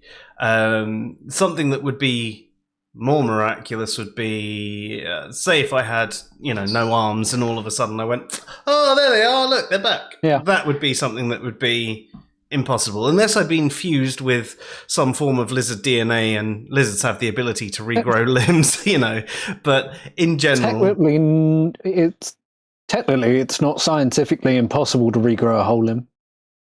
No, it's not. I mean, lizards can do it. They do it with their tails in general, and some can regrow other parts as well. But I mean, you we just don't have that DNA. We don't have that DNA currently. You have to take a bit of DNA out of your muscle, your nerve, your skin, all of the individual bits. and then inject them into some jars full of stem cells, shake them all up, and then just smother your arm in it and see what happens. But it wouldn't be bang, there they are, Yeah, it would be a growth. Yeah, you could potentially... At least 9 months. Yeah. 9 months is all you get is a little baby hand coming out the end. Hello. Be my friend. Have you been watching Scary Movie 2? That's my strong hand. But yeah, so I mean, that's what we'd sort of say with something miraculous, as Dave says, that, the natural laws are suspended. So with something like cancer, the natural laws wouldn't be suspended. With something like regrowing limbs, over time, the natural laws wouldn't be suspended. With having no limbs and suddenly, bang, they're back in a flash. Yeah. With current technology, the natural laws have definitely been suspended. So, in terms of miracles and naturalistic explanations, I'd always defer to the naturalistic explanation rather than it being a miracle. Yeah, but because I see what people witness as a miracle is something that happens out of the blue, regardless of how it happened. So if you applied no intention, you hadn't asked anybody for it to happen, you hadn't witnessed it in nature before, but you knew it could happen, and then it just does in front of you for whatever reason. I think that would be how I would describe a miracle. So that could have a naturalistic explanation. It's just that barrier between how did it happen and the cause of it happening. I mean, I think that's how people often use miracle. It's something unlikely and unexpected. And I think that's the problem, because that's not what a miracle is supposed to be, because unlikely things can and do happen. And I think that's why there is that issue where when you talk to people who believe in miracles, but then they go on to describe things that can actually have a naturalistic explanation. And you go, okay. But would we know? Well, things like spontaneous cancer remissions, they can happen. And they happen to people who aren't religious. And they happen to people who are religious. And they happen to people of different religions. So in that regard, the consistent thing there is that they happen, not that there's a specific religion that they happen to. So what we can somewhat deduce from that is that it's something that happens. That's why I see them as a metaphor anyway, when they're described in religious texts. Yeah. I mean, it's just something that they hadn't witnessed before that happened to occur, and they didn't know why it happened. And with the exception of certain things like the resurrection. I mean, if that was true, that would be a true miracle. Well, people can be in a coma. They can be. I mean, you can put a naturalistic explanation onto it, but if it was true that someone was truly dead for 3 days and was fully resurrected to be completely whole after being, beat to fuckery like he was, then that would be miraculous. You could say things like the parting of the seas as well. That, like literally going and allowing someone. The sun. Well, tide went out. Well, there's the tide went out over a sandbank. There's the story of the sun stopping in the sky for 10 minutes or 15 minutes during a battle or something like that. If that was true, there would be no real naturalistic explanation for that. And I know we can then pass and go, well, there can be a naturalistic explanation, like you said with the sandbank. And I think that's likely.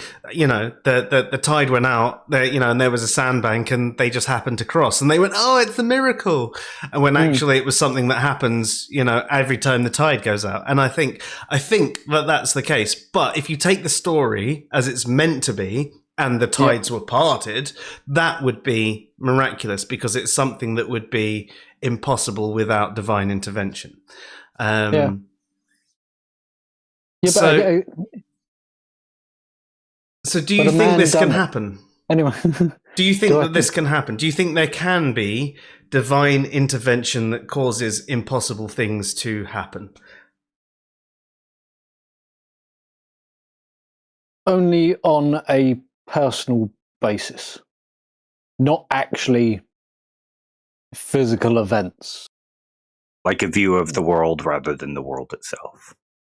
Yeah. Like, say, in Africa or some area of the world where they don't have clean water, if all of a sudden one day the water was clean and pure, it's like that could be explained many different ways, but that could be considered a miracle. But would that require divine intervention from something that wasn't naturalistic? No. You know, could have been a volcanic eruption somewhere that caused a geothermal spring to boil all of this water, and then it naturally filtered through whatever formation of Earth came along. I don't know. But fair. So if we're being true to the question of a miracle, yep, you'd say they probably don't happen.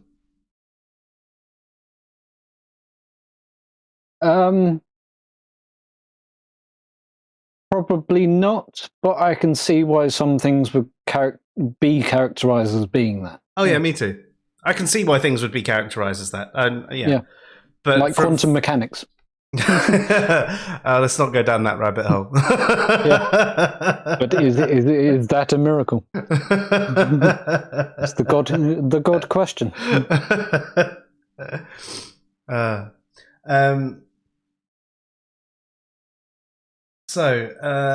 Okay. So Paul says, is there any power or influence in prayer? Yes.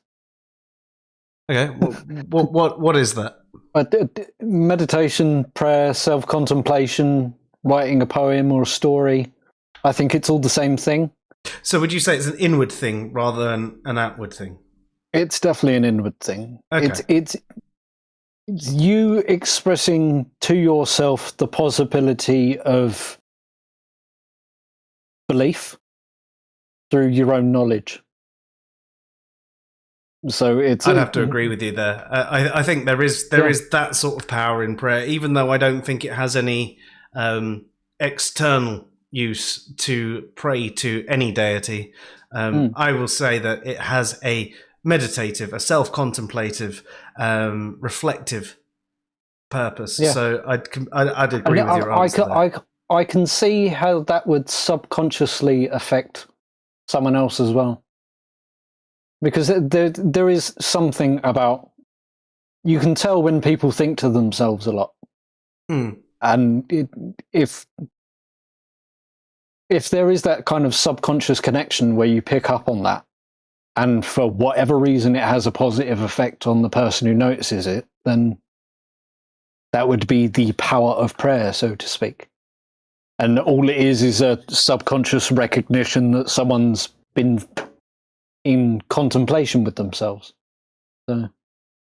He's just said as well, he thinks that prayer is placebo power. Now, I'm not sure I wholly agree with that. No, because it's based on what you know already. So it doesn't come out of nothing. I think in some circumstances it can be. Like if the person knows they're being prayed for, it can help them be more confident or give them a kind of boost to, like to do better. That would be a kind of placebo power, but I'm not sure that's true in every case. Yeah. No, I can see that there can be a placebo power to prayer, but it's when you're talking about the reflective side of it, I'm not necessarily sure that it's pure placebo in the sense that the meditative sense. I think that can actually have a positive effect rather than just a pure placebo effect. Because placebo is very limited. And I mean, to be honest, we should have a conversation with Luke and Kristen about placebo in the future, before we open that rabbit hole. It'd be very interesting. And actually, Paul, if you want a conversation about placebo in the future, let us know as well. So carrying on with some of the more questions.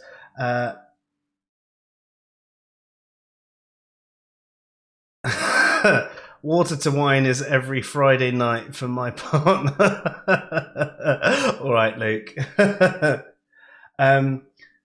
Luke says, clarification question. Do you believe your God has the power to resurrect somebody after 3 days of being dead? I think I can answer your question there, but go for it. No.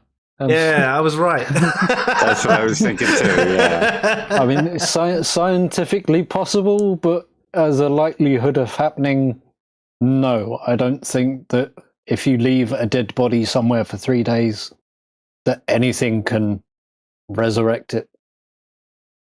At least not with current technology.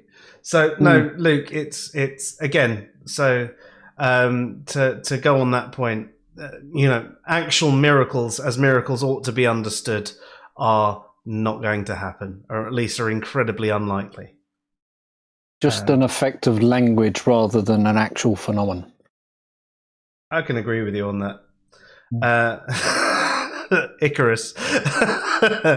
Okay, you can answer this one, right, Andy? But if you cut Wolverine into 2 parts, would both parts regenerate individually? No. Why not? He'd be in 2 parts until he was close enough together to heal again. Ah, interesting. But what would if he die those if 2 his parts brain's cut in half?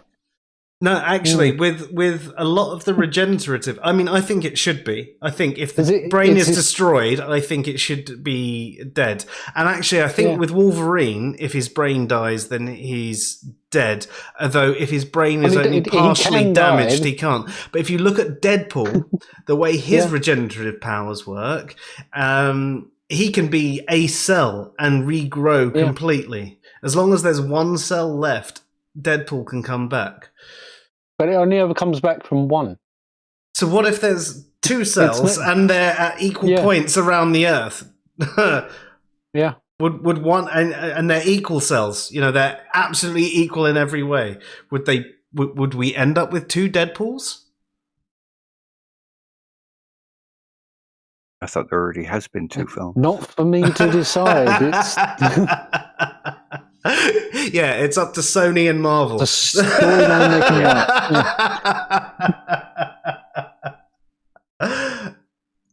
write.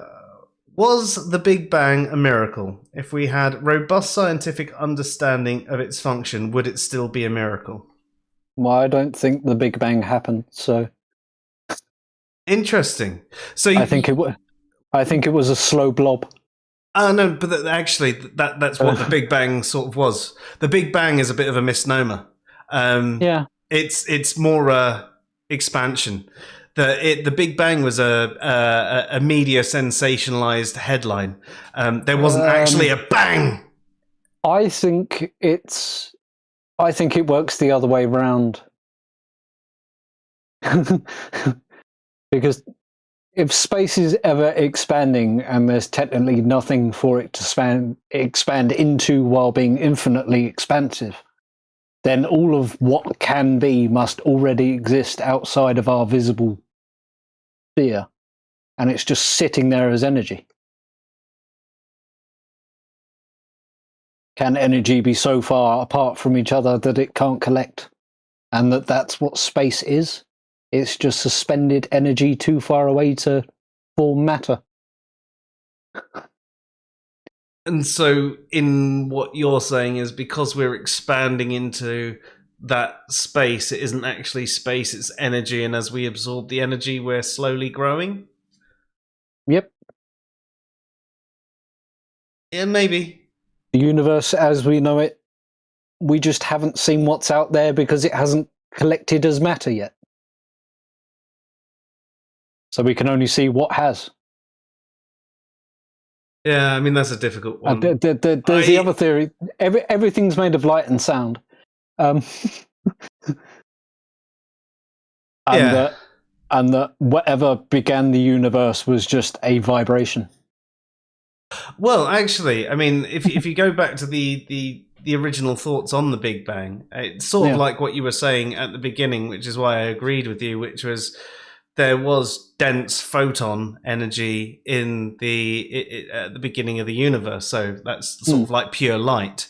And it was because of quantum fluctuations, which are things that just happen to happen. There's no direct cause of quantum fluctuations, but they're a product of a vacuum that just happen to wiggle a little bit and throw these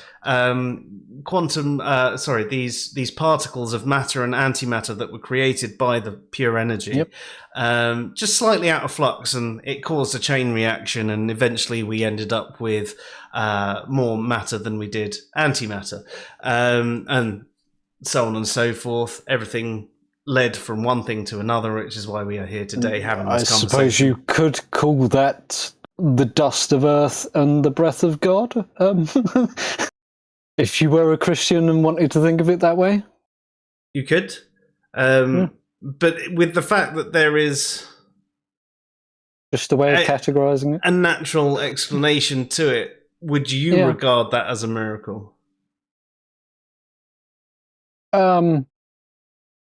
What came out of it, yes. The event itself, no.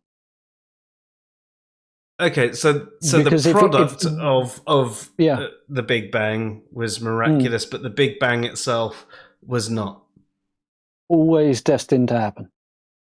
Okay, so the Big Bang was always destined to happen, but the product was not always. You can't know what's born out of pure energy. And if pure energy happened to form in a way that brought life around, then I'd consider that somewhat miraculous that we're here just from that event. Yeah.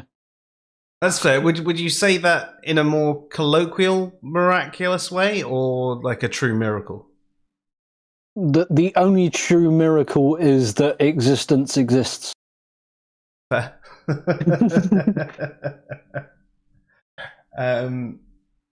How did that come from a conversation about Deadpool? Oh no, that was a conversation about the Big Bang being a miracle. Sorry.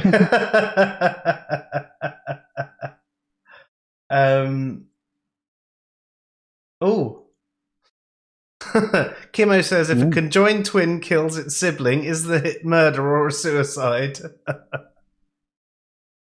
If there's one brain alive, that's a murder.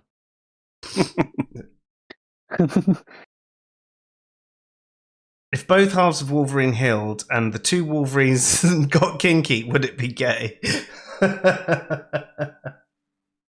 If co-joined twins have sex, is that masturbation? If you go back in time and toss yourself off. The deep philosophical problems we cover on this channel. We've hit that time of the night where everyone's getting a little bit silly.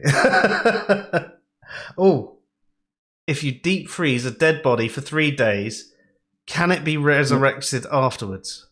No. No, I've got to bury them in the quarry.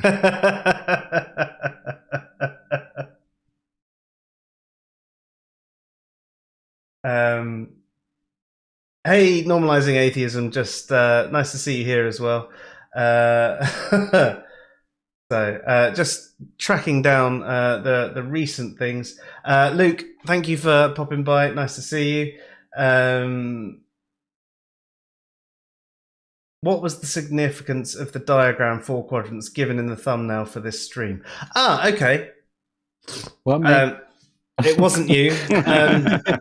So that's a question for me. So the quadrant, it's not the quadrant. We won't bring that up. I'm trying really hard not to rage at it. Every time I think of it, I can't. But anyway, the quadrant was religion, or was it theism? It was theism, atheism, religion, secularism. So the point there was that you can have an atheist that is either religious or non-religious, and you can have a theist that is either religious or non-religious. So tonight we're discussing things with a secular theist. So he believes in a god, but doesn't ascribe to any religion whatsoever. Which is, and obviously we did broach this at the beginning, where we said that you can have a theist that is a religious theist that is secular politically, because they believe that religion shouldn't influence society because many different reasons, but they could be accepting of other religions. So we say they're liberal with their religion. They might want everybody to ascribe to their religion, but they're at least accepting that others do ascribe to different religions. Now, I think a slightly different question for you, but do you ever get referred to as an atheist or a non-theist because you're non-religious? I don't know. I haven't really spoke with anybody about the subject before. So it's not like I go around saying, I'm a secular theist, let's discuss that. You know, so unless it's come up somewhere where it just comes up, I don't think I've ever had the conversation about what someone else would characterize me to be. So it's up to them. That's fair. I mean, I think there's, going throughout history, there are various takes on what an atheist was. And atheist used to actually be a slur for anyone that wasn't acting in accordance with a religion. I mean, that isn't even the original term, which came from the Greek atheos, which was originally used as someone who'd lost the favor of the gods, you know, and then was someone that didn't believe in the Greek pantheon. And, you know, the term has gone on and on and on. But the term atheist was used in a practical sense. So a practical atheist would be one that didn't act in accordance with a particular religion, and it would be the religion of the state. So with the fact that you've got no religion, no doctrine to follow, in some regards, I mean, other than the fact that you believe in a god, how are you different from an atheist? I'd have to ask every atheist in the world whether there are a set selection of base principles that they act upon. Because I draw my base principles from the fact that there is something that I can characterize as God, as a religion would. But I don't hold to any sort of fixed written list of rules. I haven't written a moral code for anything that describes every possible situation that could happen. So I don't hold to a religion in that any of the religions that exists, I'm not a part of them. But I do have what I would call my own personal religion. Right. In a way. A religion of one. You've got some sort of doctrine there, even though it's doctrine you've come up with yourself. There's rules and principles that I live by because I think they're a good thing to live by, but I wouldn't want to ascribe them or prescribe them to someone else.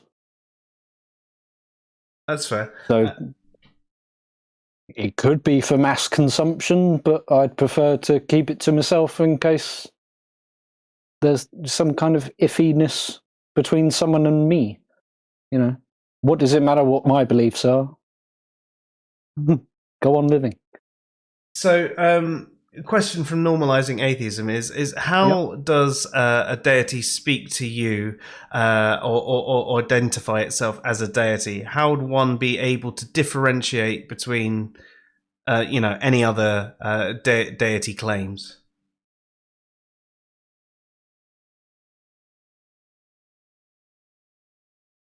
I think realization, the fact that you can come to a conclusion from purely ideas instead of anything physical. Yeah.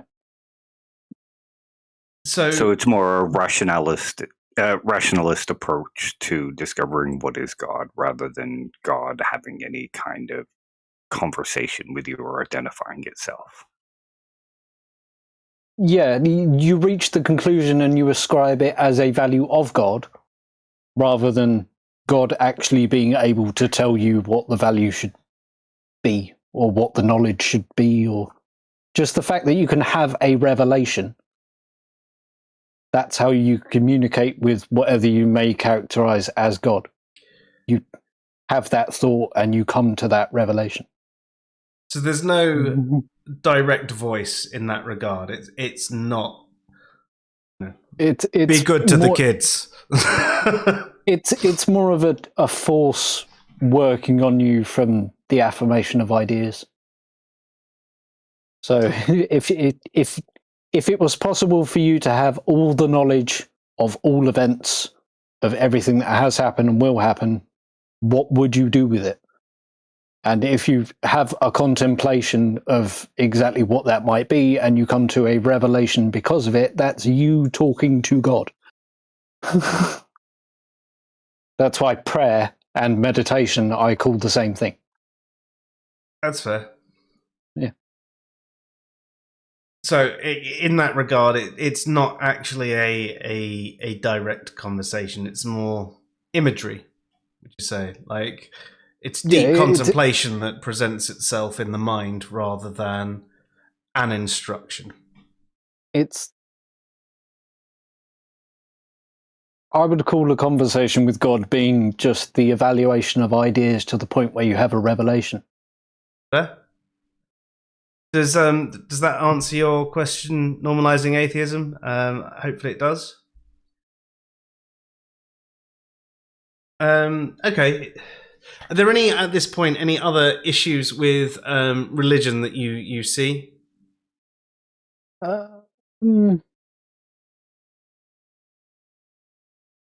Not really, just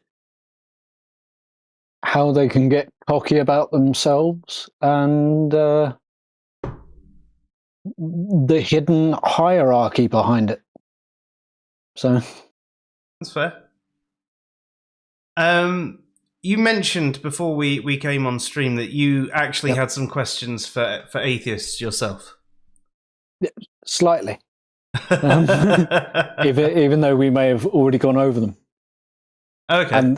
And the first one would be, why are the ones who are so adamant to disprove a God, why won't they accept that there is something physiological, naturalistic, that actually happens and occurs and is part of reality that could be described as God? I think for me, I think there are certain things that you could describe as God. I'd just ask, why would you describe it as a God? It seems it's no different from a natural process. So why would you give a natural process a thing of God? To me, a God is supposed to be something above the natural order of things. If we're to reduce a God to a natural process, then, what's the point? For me, that's the way I see it.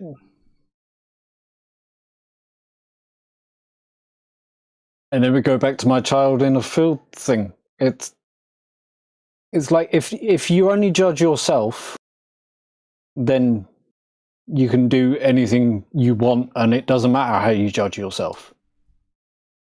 And if there are other people who can judge you but you don't care, then there is still no sense of justice because there's no judgment.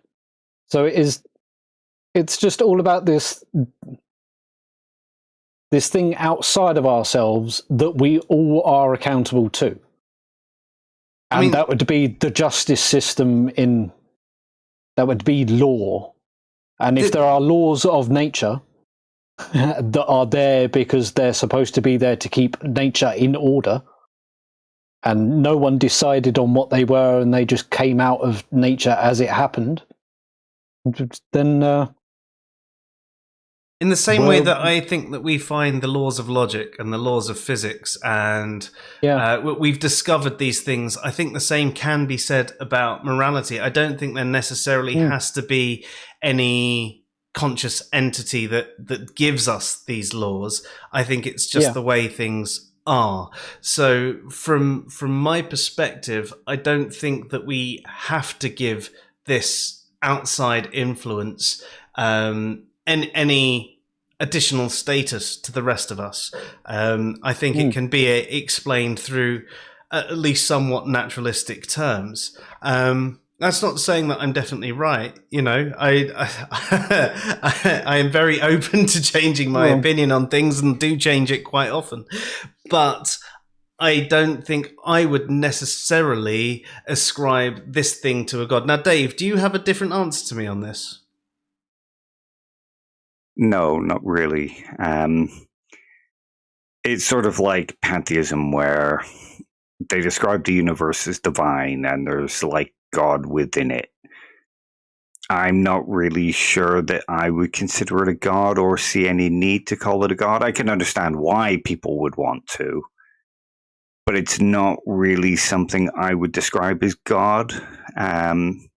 Mostly because of the influence from philosophy or religion, where God is defined as having these perfect properties and qualities and being a conscious mind and existing outside of time and whatnot. I tend to see God as a conscious agent, and that's generally the way the word is used within history and within theism itself, depending on the theism. That's kind of the way I'd use it as well. But it's that buffer in between people. It's because if you're walking alone and you see someone, what's to stop you from doing whatever you want to them, apart from your own contemplation that you shouldn't? And then if you have contemplated it and you have thought, I shouldn't do that, where does that judgment come from if it was just you and someone else? It comes from within, and from within the values that have been instilled into us during our upbringing in the society that we're brought up.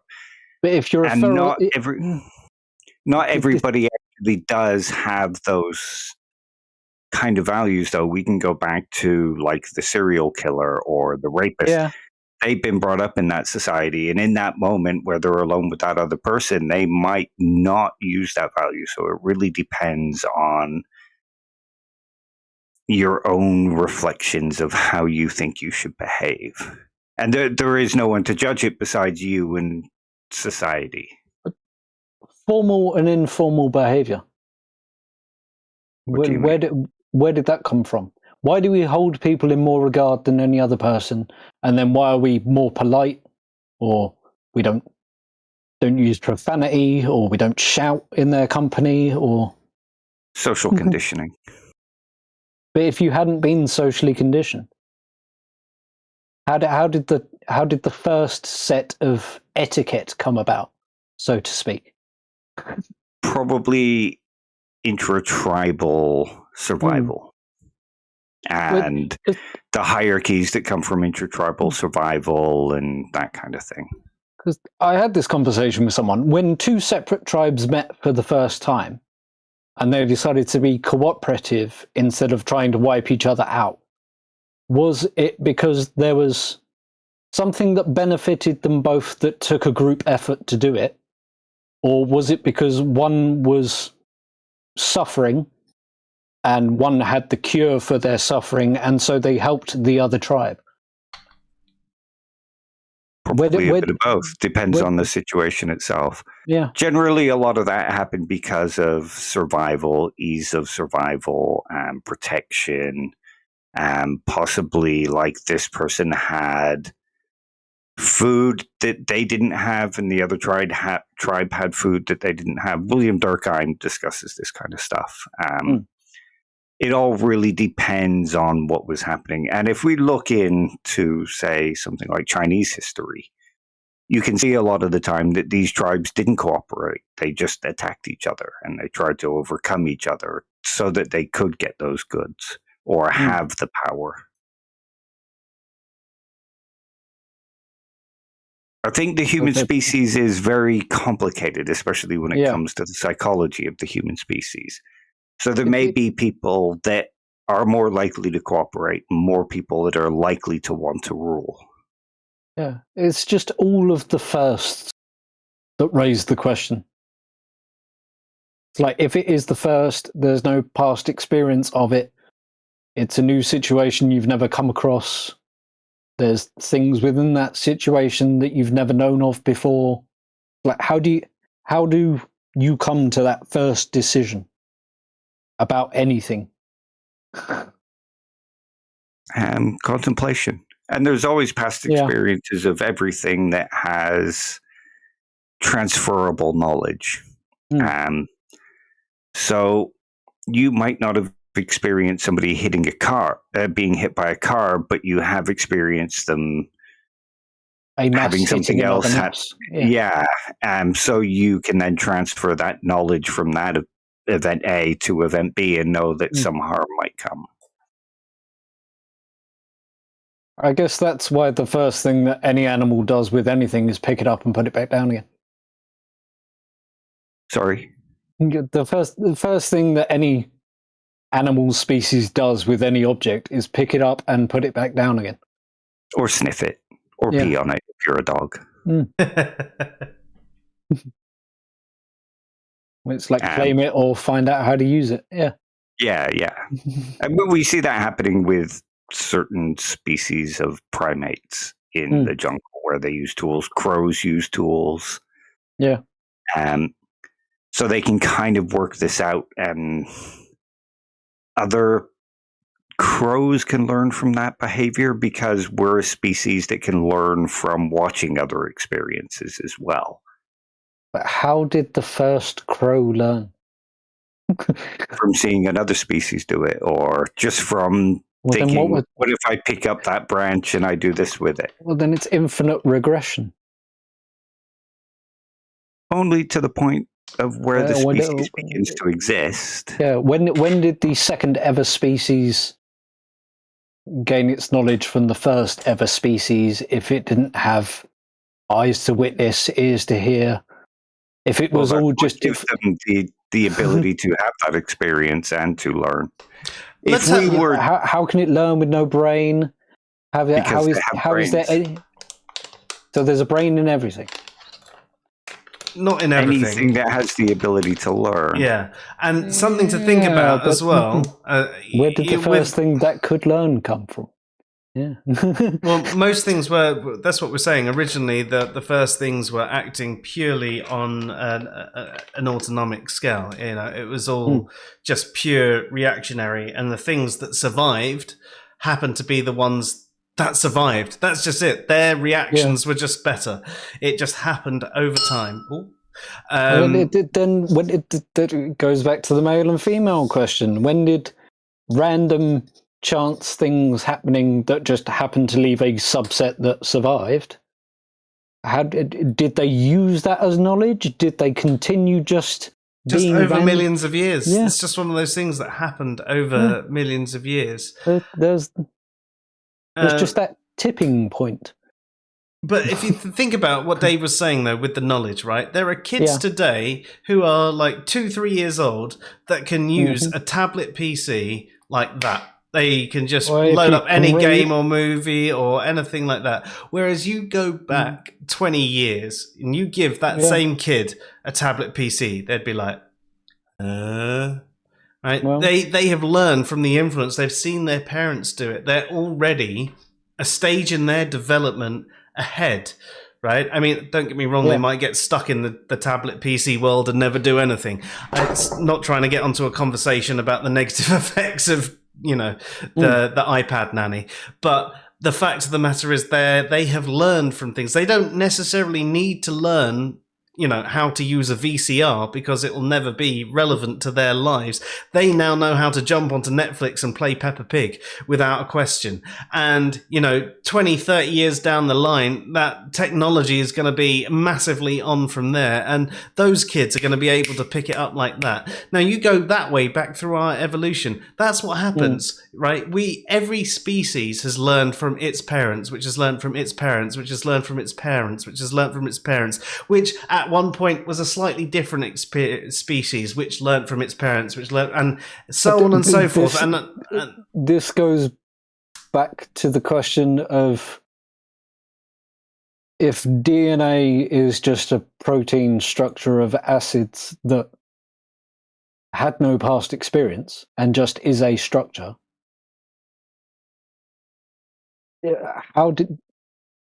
why does it adapt? Why do you think it has no structure at all? Well, it does have a structure. It's made of stuff. It's just how did that go from being a random structure into an organism, and then why did that organism pick that exact specific order of stuff to pass things on in? Well, it didn't pick it. I think that's the thing. That's the thing. It's more like here's a number of different organisms. At some point, there was sexual selection. At some point, there was the mating process. Sure, but that's a lot later in the evolution of our planet. I mean, that's if you were to put the entire evolution of the planet, sexual selection, into a calendar for a year, sexual selection would be somewhere in December, if not towards the end of December. Sexual selection is a very new thing in comparison to a lot of the other development. So there's a question that's come in. I know you've got some more questions for us, but I don't want to keep the audience hanging. If the natural world has an explanation for specific things, and you agree with that natural explanation, what makes you conclude something that cannot be tested for rather than I just don't know, or why not aliens?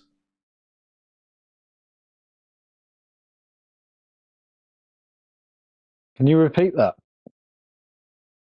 Yeah, I think it's basically saying, why do you attribute what you do to a god rather than I just don't know what caused this thing, or this thing could be aliens? Because I describe God as all energy outside of myself. So I think normalizing atheism wasn't actually there when you originally described your take on God. So would you like to just briefly say what you think of God as, so normalizing atheism can understand? Right. Outside of ourselves, there is all of energy and space.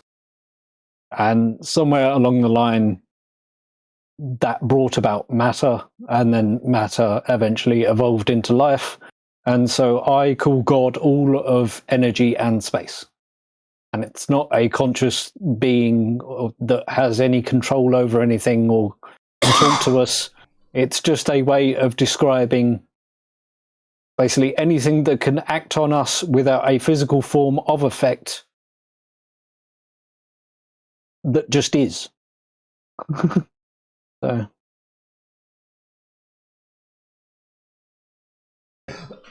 Sorry, I just ate a nut and it's got stuck in my throat. So you had a question for us. You had more questions for us, should I say? In a way. Let me read through my notes.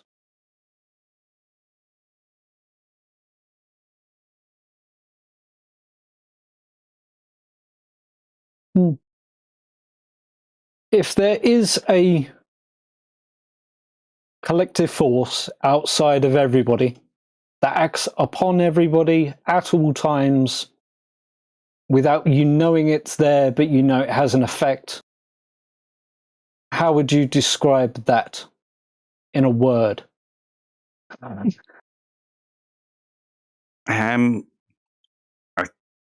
How would you not know it was there if you knew it was having an effect on you? Yeah, you can't see what's causing that effect. It just seems to be happening for some reason. So you're saying like how high pressure can cause storms. You can't see that there's high pressure, but you can see the effect of high pressure. Or like gravity. You can't see gravity, but you can see the effect of gravity. Yep, basically all of the laws of nature. I'd call it a law of nature. Yeah. Yeah. It would depend on what that effect was. It's just something that you can sense that makes you contemplate. It's the reason for contemplation in the first place. That would be my brain.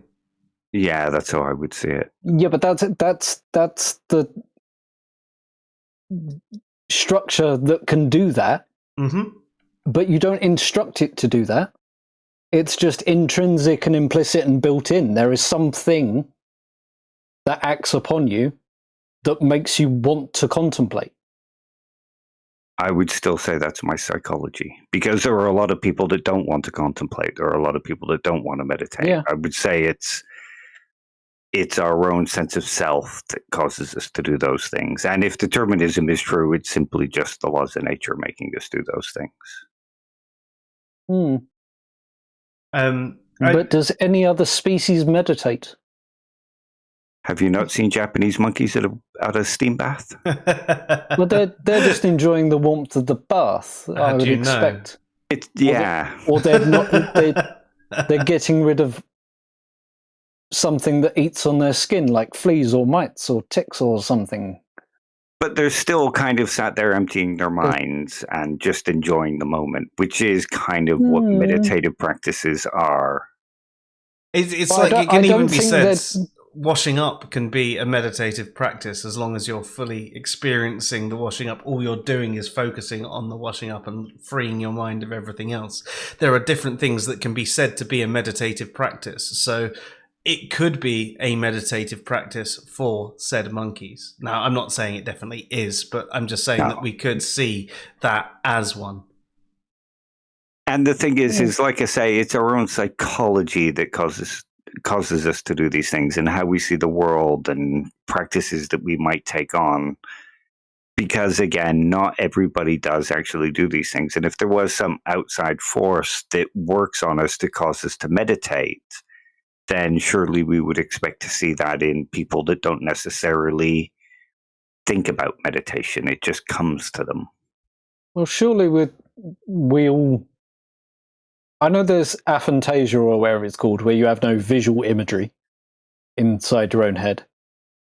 But I don't think there's anybody who can't have a conversation with themselves. There are people that don't have an inner monologue. It's true. I had a conversation about it with people on Twitter the other day, and they said that they sort of see images, but they don't have a conversation. They can't actually.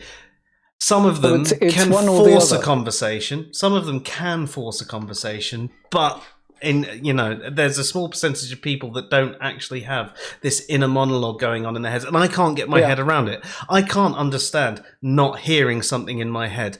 I can't. I mean, for me, I've got visuals going on. I've got colors going on. I've got when someone talks, so there's waveforms going on, but I can see them. I can imagine conversations. I see different voices. For someone to tell me that they actually don't hear anything inside their head, it's just images, I go, how can you even think without going, well, you know what I'm going to do? I'm going to go over here and get this thing and pick it up and put it in my mouth.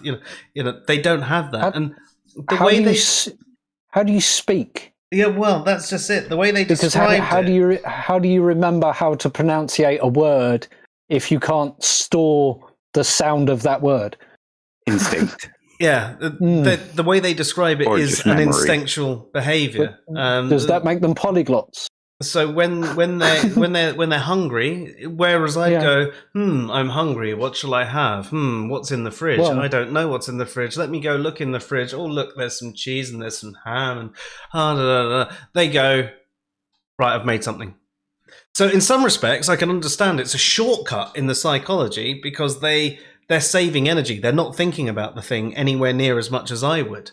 But they're also probably more open to performance error as well, because whereas I could mull something over and think about it and go, no, I shouldn't do that, that's wrong, they might not have had that intuition because they're not having the conversation in their head. They're just acting that little bit faster. So yeah. I suppose a good exercise for that would be them to get them to write the instructions for something without them doing it at the time. Yes. Because if they have to describe the image, but what if that's going on when they're imagining whatever it is they're describing via an instruction? But then maybe that's when it becomes this extra effort for them, and that they or it could just be printed it words. It could just be memory recall. Yeah. They see printed words on a screen. They see this is the next step. They don't necessarily hear it. They see the image of this is what the next step in the process is. Whether it is they see themselves clicking a mouse or they see words on the screen, go and click the mouse. But they don't have that dialogue. It would make reading a lot easier because you wouldn't have that middle step of you reading the word. It would just be seeing the word and it going into your brain. Oh, I mean, you're already a massive speed reader, Dave. Could you imagine for you what that would be? It'd just be just look at a page. Bang! Yeah. Bang! Just before we go on, normalizing atheism. It was a question we had earlier, but I'm gonna bring it up again. So, why would you call this thing that could be reduced to completely natural properties God? Could it be something other than a God? It's the fact that it, without being a physical conscious being, every other description I've heard for what God is matches the description of this naturalistic thing that's just there. So I align the two and think that's why humanity as a whole came up with the idea of God or gods. Because the idea originated from somewhere, and it must have been something that we experienced or witnessed or felt or knew was there. Otherwise, why want to describe it? Would you almost see it in a sort of an unconscious version of Gaia? Without knowing what Gaia is? Sort of like a life force energy of the planet type thing. Oh, like Chi. I don't know. I just think that there is something that could be described the same way gods are, that could be conceptualized the same way that God is. So that's what brings me to think that there is something that is God, whatever that God may be personally to whoever's describing it. It's not necessarily as gods are described in religious texts. It's just a thing that we know exists, and we need an explanation. We need a word for it. And instead of going into this explanation, it's space and time and quantum fields and protons and what have you from over here, and it's just gases. And instead of having to go through all that to explain what the space and energy is, just call it a word, God. So it's more of a generalistic concept of this is just everything. Yeah, it's just a conceptualization of it. It's just a word. So. Would it be fair to say that the same way we humans are able to form thoughts, like the example of learning to pronounce words in our head, we're able of forming premises of deities? That's what the imagination is. It comes up with a visual or audible concept of an idea. So, in regards to the deities of religion, you would probably say that you reject that sort of notion of a god.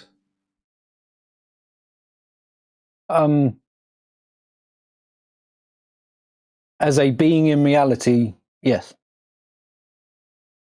I wouldn't consider what I would call God as a being. it's because it is raw energy and the space for the energy to operate in.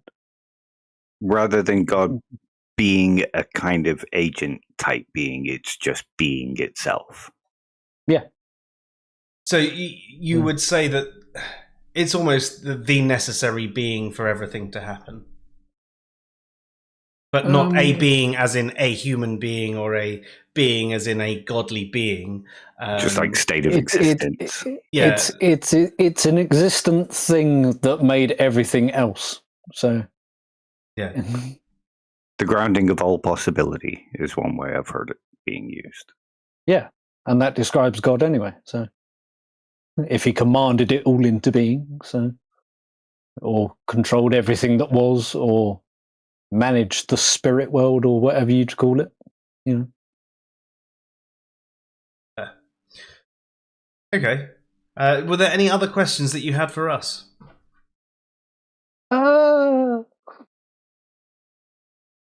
Not really. Awesome. Dave, did you have anything you'd like to ask Andy? No, just that it's been a very interesting conversation. Yes. I don't know if it's been productive, but interesting. Interesting is always productive. Yep.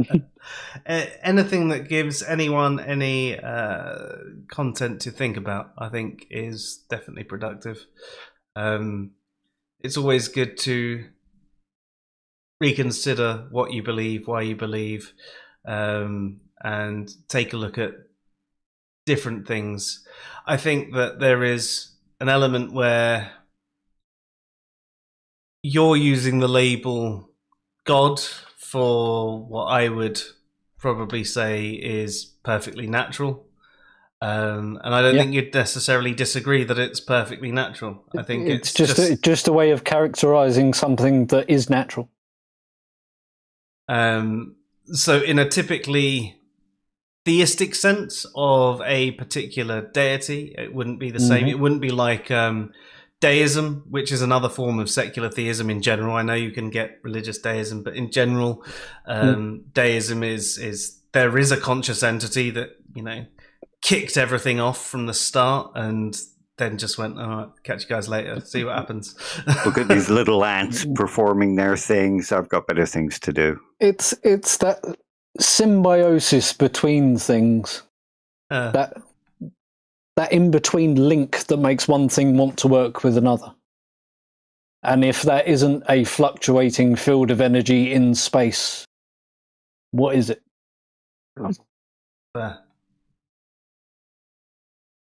So I think to most theists, because you don't have this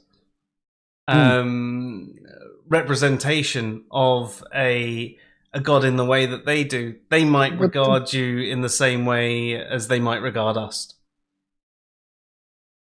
They could do, but I still have... I think it's because I question the bits of evolution where there is seemingly something that happened for no apparent reason other than to fill a gap to make coordination happen more readily. It's like, why was that need for that kind of symbiotic relationship between two organisms? Yeah, fair. And it's like if because that I watched a what's it called, Stephen Woodford, Rationality Rules. Yeah, he done a video not that long ago about co-evolution, and it's about how I laid out the thing. If two tribes come together, did they assist each other to help one survive, or did they cooperate to hunt down something? And it's that missing gap between two things operating with each other rather than one thing becoming everything else that's random. Yeah, that's fair. Yeah. Do you have anything you'd like to say to everyone before we close up for the night? Dear atheists, if you're going to want to say, oh no, it's all natural, therefore there is no God, stop saying that, because people can describe something that's perfectly natural that you would say exists as God. So, don't get it. That brings about a buffer where you just talk past each other. So I don't think that's productive in conversation. That's fair. So yeah, I suppose the flip side is understanding that when most people talk about a God, they are talking about something supernatural rather than natural. So if you're seeing God as this naturalistic entity, then it's explaining that to them. And at that point, if they don't accept it, then the problem's with them. But having the conversation first, because before we had this conversation tonight, I wouldn't have known that you see it as this sort of entity. I still had in my head that you still saw there was a God character. And I'm saying character to say that it's a character rather than it's just the state of natural being. Yeah, I think about it backwards. It's not something that... It's not a being outside of us that created everything. It's that creation points to there being something outside of us that we can characterize. That's fair. Yeah. Yeah. Well, I mean, I have to say thank you very much for the conversation tonight. It's been really enjoyable. All good. There's lots of different bits I need to think on, so thank you for that. Well, anytime. And do you want to give a shout out to your channel and give a description of the kind of stuff you talk about? On YouTube, I haven't got a direct link, but if you type in Andy B. Human Philosopher, it should show up. On YouTube, I am arants88 on Twitter. If anybody wants to come follow me there. I generally just do nothing particular, but it generally centers around the big conversations of religion, politics, and philosophy. Just anything that I pick out of that I want to talk about, I just go on a ramble. So, that's that's basically what we do. Awesome. Well, thank you very much for joining us tonight, Andy. It's been good, as I said, and I think we'll close up for tonight. And you've been watching the Fresh Air Sci-Fi Show. I'm Joe. I'm Dave. I'm Andy. Have a good one, all. Good night, all.